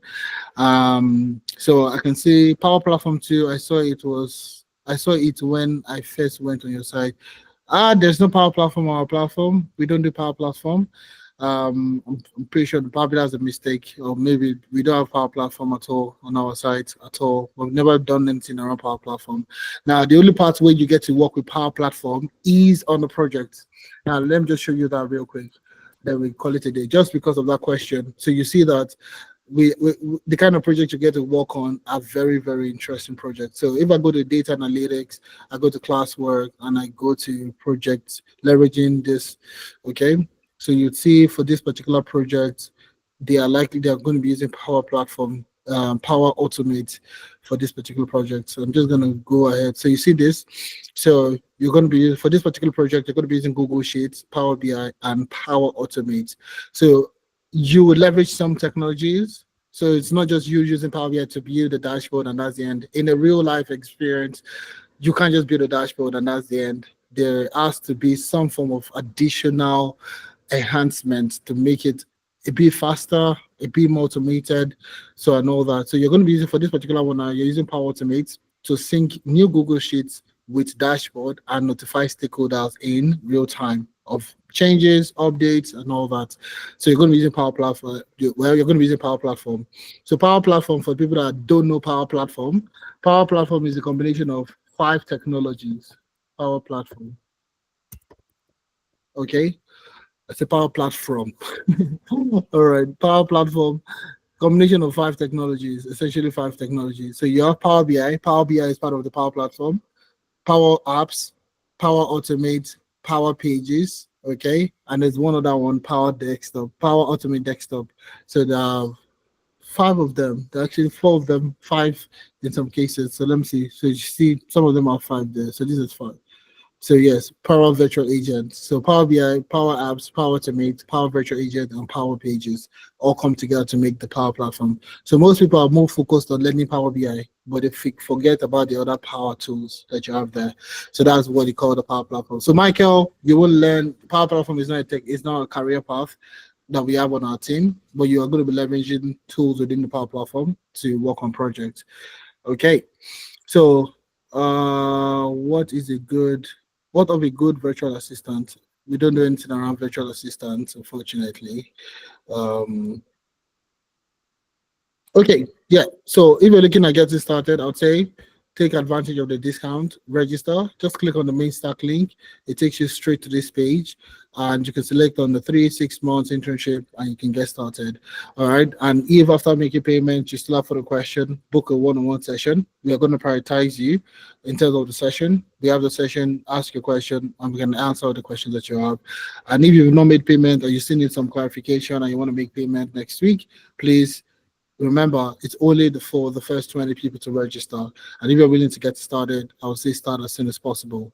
So on that note, guys, thank you so much for taking our time to being in our session today. We absolutely had a wonderful time. I learned so much from our movie session. I enjoyed your interaction, the thumbs up, the ones and the chats, everything that you did today in today's session. I had a wonderful time. Looking forward to having you on board, okay? Ensure that you take advantage of the discount that we have running at the moment, and we're happy to bring you on board. So, Momi, do you want to close the session? We can call it a day. Okay, thank you so much for that. And thank you so much, everyone, for staying with us till the end. I mean, I've seen a couple of people secure their spots already. So if you are one of the people who have secured their spots and yet to fill the form, we need you to also fill the form. But for those people who have filled their form, I know Michael Pacheco has done that. I know, what's the name again? Oluwatobi and Tolulope Olowo Kere. You guys have filled the form already, so I could see you guys interacting. So thank you so much. But if there is anyone else on this call who has made payments and yet to fill the form, please ensure you fill the form. That's also how we get to onboard you properly, send you, the onboarding documents, job offer letter, and everything else that comes with your onboarding, like welcome kit and everything like that. So thank you once again, everybody. We hope you'll be booking the one-on-one session. If you still have questions, we'll be attending to you, just like Femena said. It can be me, it can be Femena, it can be anyone else on the team, but be rest assured that your questions will be properly answered one-on-one. So if you didn't get to talk here, we'll get to interact face-to-face again. Okay, thank you so much, everybody, and have an amazing weekend. Ciao.